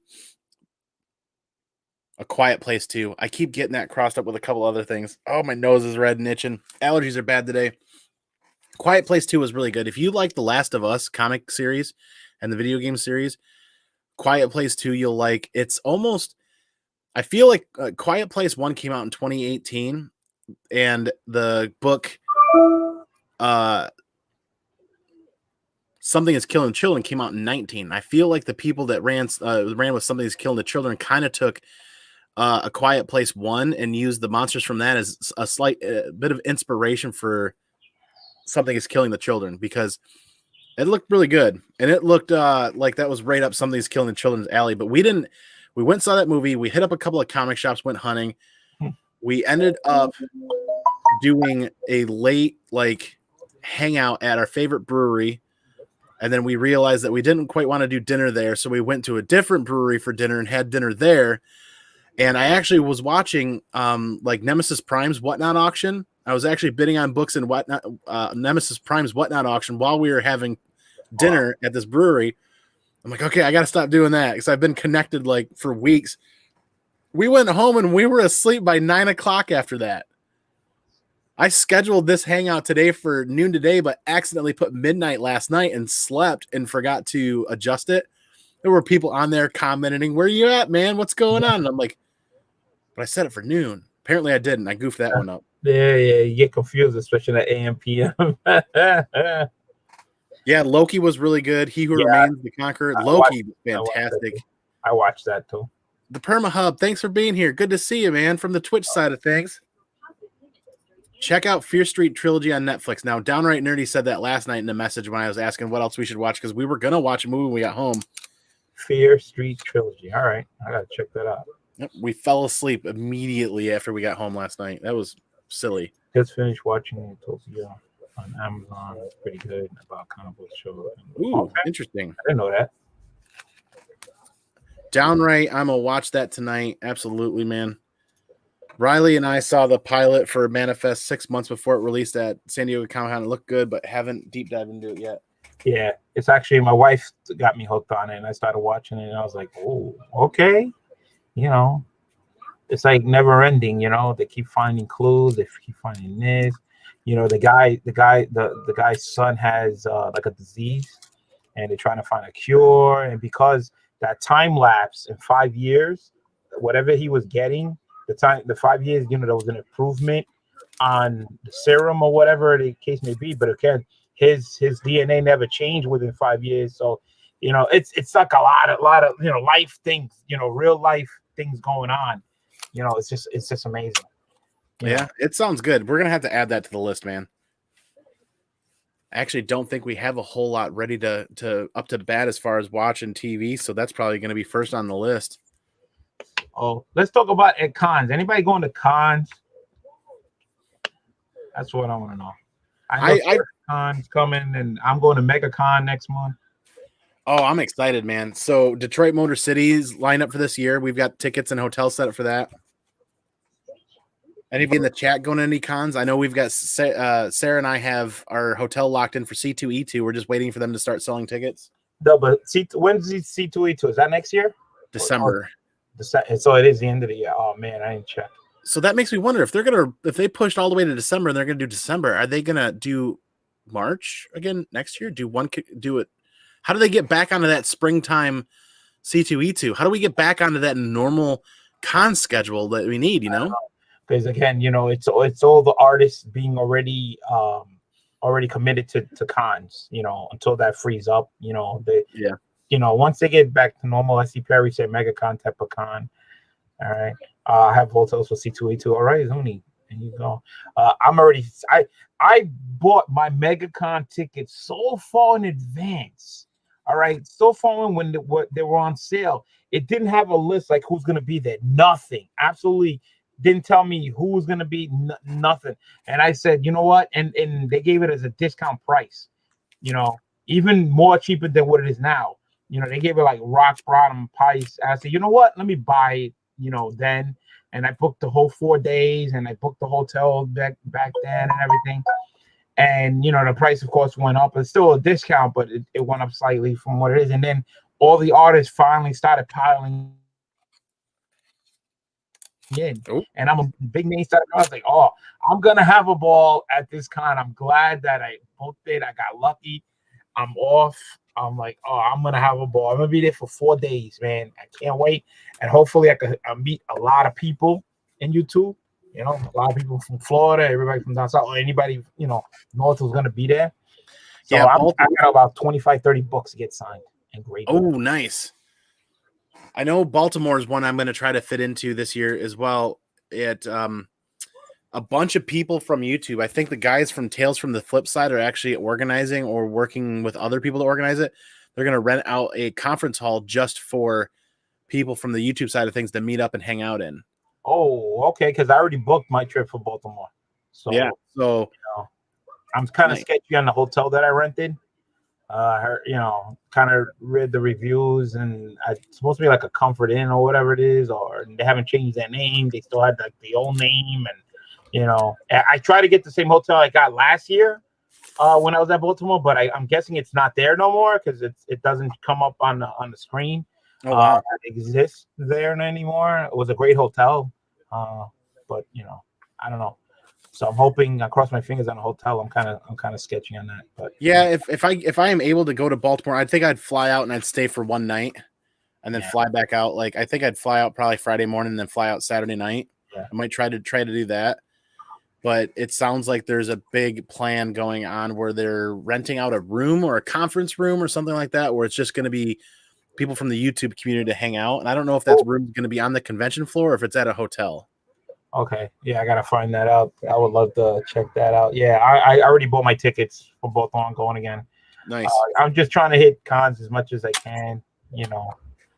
Yeah, so see how that goes. Yep, But I'm going to definitely all of MegaCon the, was fun. yeah, I'm going to all of the really small ones around where we live in Michigan. Okay. Then the big conventions, I want to try to keep to 3 because that's the budget that I can make for as far as hotels and all the travel expenses. So C2E2, Motor City Comic Con, and Baltimore are probably going to be those 3. Yeah, I would love to do a C2E2. Yeah. I've seen a lot of videos. I heard a lot of great things. You know, I want to do HeroCon. I haven't done Terrific Con yet. You know, but you know, eventually that be on a list. You know, I'm gonna try to hit like so many different little cons if possible. You know. And when's MegaCon going down? It's 1 week after Terrific Con. The next weekend after that, I believe it's August 12th. I think something like that. Yeah, it's 4 days. 4 days. So I'm guessing it's a Thursday. It's a Thursday, Friday, Saturday, Sunday. Yeah, so it's 4 days. I'll have to save MegaCon for next year then, because I would love to fly down to that one's going to be super easy. You fly down to Orlando and just get a quick Uber ride over to a hotel near there, and then you could walk from the hotel to the convention the entire time. Well, yeah, that's what I went. That's why I went so early, you know, so I can try to find out where the convention hall is, where is the closest hotel, you know, decent hotel where I can just walk. Because I don't want to drive, you know, moving my car or whatever. And I think I got one according to the diagram. It's supposed to be like right across the street. So, but again, they hit you with resort fees and everything. I'm like, are you kidding me? So they really hit you hard, even with the discount, you know, that the con was there. But, you know, it is what it is. Yeah. But, you know, the lineup, awesome. I don't know. Right now they're selling tickets for autographs for William Shatner. It's like $100. I'm guessing if you go to in person, it's $100. But if you do like to reserve a spot for an autograph, it's $100. But then they charge you the tax on top of it. So I don't know if I'm gonna do that. You know, I really want to get his autograph because you know he's not a spring chicken. You know, he's up there in age. You know, might be my last chance because this is my second opportunity to get a William Shatner's autograph. The first one, he showed up late for Big Apple, and I already had left, and he showed up, but he didn't stay the whole time either. He did a couple autographs and he left because something happened. So I have to look at my schedule. Would love to attend Baltimore again. Yes. Yeah, one of these years we'll do a big bucket list trip to San Diego Comic Con. That's another one I would love to do just once in my lifetime. If it's anything like New York Comic Con, you just want to do it once. You just want to do it once. Perry lost his car? How? It was a nightmare. How did he lose his car? I mean, how did you lose it out? Did you park it at a tollway zone or something? Or you didn't pay your parking tickets? Or, you know.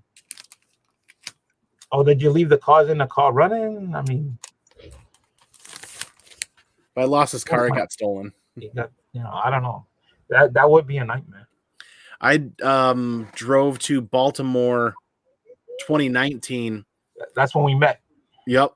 And I was there when you got that picture behind you with the Punisher. Yep. I would do it again if I had to, but I think I had the convenience where it sounds like plane tickets are dirt cheap round trip right now. So I think I'm going to try to do a plane ticket to Baltimore. Well, I tried getting plane tickets to go to Florida for the MegaCon, but it wasn't cheap at all. It was better off for me to drive because I would have to buy tickets for round trip for me, my wife, and one of my grandkids. So it's cheaper by car. So yeah, you know, she has family in Florida, and so do I. So we're gonna take the car and visit family because we're there for the 4 days. So.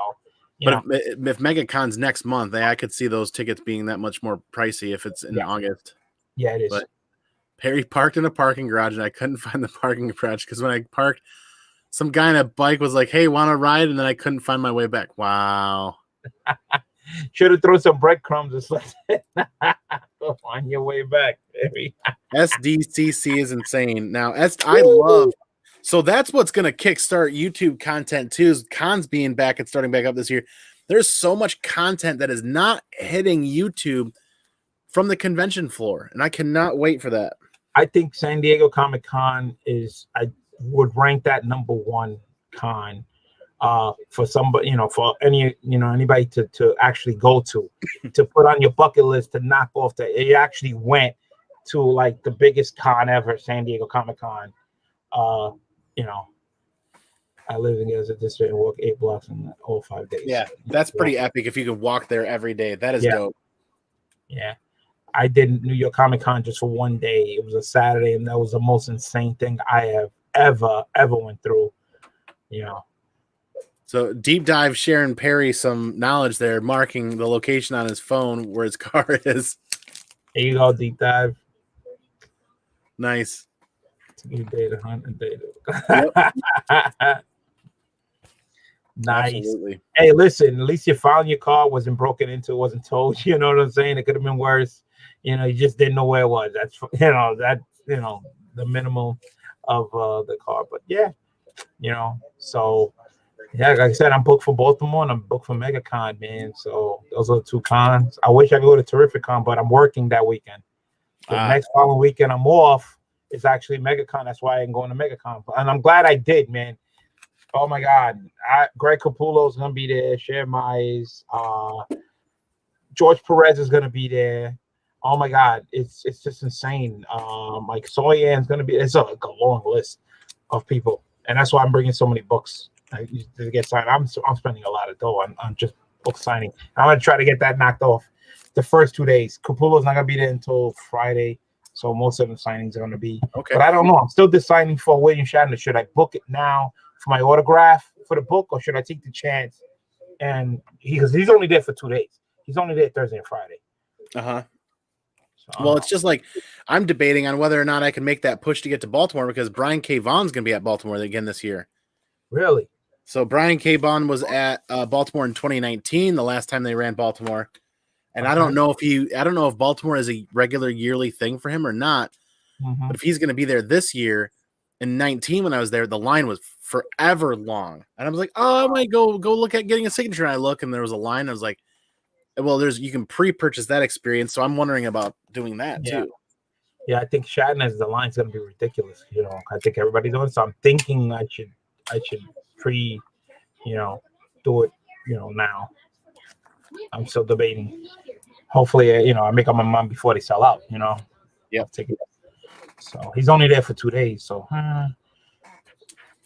and I had to go buy some books for him to sign. I dug out some books I found out in the crawl, some old Star Trek books. So see what happens. Very cool. Yes. Yeah. So that means what else? Was it last weekend? Yeah, I think it was last Saturday. I went to a convention. I drove all the way down to South Bend, Indiana, and there was a convention in I think it was a Comfort Inn. It was a conference room in a Comfort Inn. The room wasn't that big, but they've got plenty of sellers in there. And that was the first convention I'd been to in over a year and a half. And I think I bought an entire short box full of slabs. But just last weekend, I was on my second PA crawl. Hung out with .com Comics, Nemesis, 36 Chambers and everything. Picked up some books, did a video on that. Nice. Some shops and stuff like that. Yeah, it's fun. I did the second Connecticut crawl. I didn't make the first or the third one, but I did the swap. I went their swap and everything. I try to go out to all these fun little places to hang out with. It was fun. Last time I did New York Comic Con, Baltimore was 2012. Wow, 2012. That's a long time. Yeah, that's a ways back. Watson, good to see you, man. I've got a couple more books here. I've got 3 more bags and boards available. I'm almost made it through this whole stack, and then I'm going to wrap this up here in a little bit. Yeah. I got to go downstairs. My wife came up to tell me that we got some visitors she got from family just showed up. And so go downstairs, say hello. Nice, man. Nice. Very cool. Hope you enjoy your Sunday, man. Thanks for popping in for a while. Oh, I'm on vacation, so I've been enjoying myself. But the weather wasn't cooperating the first couple of days. It was just like raining here. It was just miserable. Fog, rain, stop. It was just then finally when it stopped raining, humidity just came in. It was like all muggy and nasty now. You're like, are you kidding me? It was like I can't catch a break. Yeah, Michigan, it's mowing the lawn here in Michigan or finding a time to mow the lawn here in Michigan has been a nightmare because it's been raining almost every day. I got the same problem. I have to wait until it dries up because it gets really muddy. Yep. So I think my gorgeous wife mowed the front part of the yard, and that means I was going to do the back half of the yard after this around 3 o'clock here. So I think I'm going to go get that stuff dug back out. I kind of like splitting it up. I like the fact that she's into doing part of the lawn and then I could do the other part, because to do our entire lawn can take several hours. So the fact that she does one half and then I do the other half kind of makes it a lot more easier to cope with, to be honest with you. I tried to, just either do the front one day and then do the back the other day, try to break it that way. But we tried to break it up that way, but it's good. It's raining. It's raining like every other day in Michigan. So it's like, if it's dry, you got to cut it all right now. Yeah, I have to do, I have to do the whole lawn by myself. Fan Fest in Dallas, DNP says. Okay. Very cool. That's not too far for you, is it? Or I don't remember. That's quite a hike. I have not been to a convention in Texas. I think that'd be a blast. Oh, I would love to do a convention in Texas. I like to go to different conventions. Different books, people buy different stuff. You'll find stuff that you're like, I can't believe it's here. In other places it'll be sold out. Everybody collects differently. There's different titles that people pick. That is the last Baggin board for that. I still have a little chunk here, but little chunk of Avengers books, but I'll save those for next time. But yeah, like I said, I was going to go for about 3 hours. Oh yeah, I remember that. That was 2019. 2019 in Baltimore. I had the same hat, actually. No, it wasn't? Yeah, it's the same hat. I think so. Yeah, it is. Yeah. Yeah, I remember. That was a long drive home. I think I left Sunday afternoon, and it was late Sunday night when I got home, because Google, I think, said it was I think it was for you with like 12, 14 hours. I think Google said it was going to be like a 10-hour drive, and I'm like, I could do a 10-hour drive and stop at a family member's house out there in Maryland area and stay for an evening the first time, and I did, and that worked out. But the ride home actually took 12 hours. Baltimore Comic-Con was definitely one of the best experiences ever. That was a ton of fun. That really was. You're going to go live now, man? I've been going live for 3 hours, Baggin and Boardin. I got to get a little bite to eat and take a restroom break. And actually, yes, I got to mow the other back part of the lawn. So I'll get that done, and I'll come back and I'll see where you're at. But I definitely need to catch up on your content too, because I got to see that unboxing, that hour and a half long unboxing. You unboxed like 20 packages? That was a lot. Oh man. Let's see what it said. Baltimore Con was definitely one. The best experience ever. Yes. I can't complain. There was plenty of room. It was nicely done. Everything was spread out. Nobody bumped into each other. Nice atmosphere. I like the part when you're walking in and the people that were running it were all clapping and cheering for you while you walked in. It was like, like excitement, like, yeah, Mm-hmm. I love that part. They psyched you up, like, yeah, come on in. I had a great time. C2E2 felt like that a little bit too when we got there and we were going, and they had a ton of people lined up around that. Yeah, and the Great Artist Alley as well at Baltimore. That was half the convention seemed like it was an artist alley, just a whole chunk of it. Mm-hmm. Luke, we're wrapping up right now, man. Thanks for hanging out with us. Have a great day. I will be uploading something. The weather outside was nice too, especially near the pier, and you went out for a nice walk, and a lot of restaurants and stuff. So I think it only rained on the last day. On Sunday, it rained a little bit, but the other 2 days were beautiful to be out, to be walking around, because went in and out from the convention, went back in. It was nice. Yeah, but Luke, I'll catch you on the flip side, man. I'll be uploading an intro on Whatnot at some point, so that's a placeholder for an auction. And even if I don't do an auction on that Friday or whatever, it'll just live up there, so that when people go click on my area to hit follow, there's a 30-second introduction of Comic Man Andy and the Comic Dojo. I'm gonna do that. But Zach, man, do you feel like Once and Future's flying under the radar? Yes, I do. Yes, I do feel like it's flying under the radar, and it's stuck in the shadow of Something Is Killing the Children and a couple of other really hot titles. It seemed like it dropped the same time. It did. It did, but it didn't take off anywhere near as much as something did. And I think it's kind of not, I won't say it's a sleeping giant, but it's definitely on cruise control right now and could do some great things. Look at Ross Ritchie's Instagram profile and what he posted about the rarest books from that collection. There's some good stuff to be found there. Big Will has arrived right at the end. Like we were talking about, Kat, is people, the notifications don't land and people don't know what's going on. It's 3 hours into the live stream and Bill, sorry, man. We're actually talking about you a little bit with some YouTube auction stuff and whatnot. So thanks for showing up, dude. Appreciate it. I'm honored. Thanks for being here. But Kat, man, I know you got to get going to some family, so I'm gonna head out too. You got anything you want to close out with? I thank you. Well, first, thanks for having me on, man. It's always a pleasure hanging out with you. You know, great time, and everybody in the chat. I hope everybody's doing well. And for everybody who hung out with us during last night's auction, I will be packing this up. I'll ship it out, and I will be sending everybody their tracking numbers and everything. But again, you know, if you haven't subbed to Andy or anybody else, I always say sub, you know, people up, you know, hit that notification, even though sometimes it doesn't work.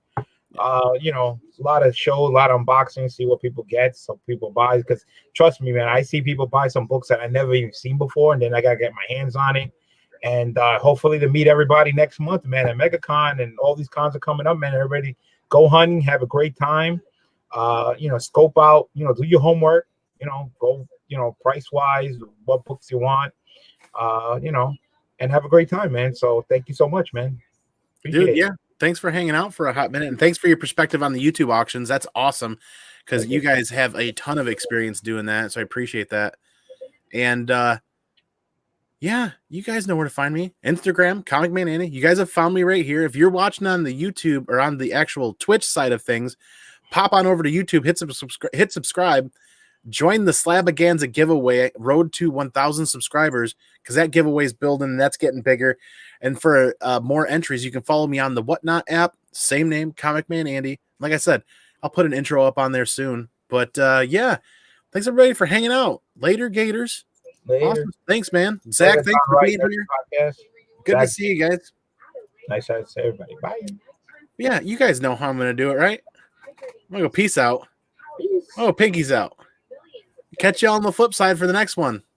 Remember, most important part, all day, every day, every week, right? Be excellent to each other. And party on, dudes.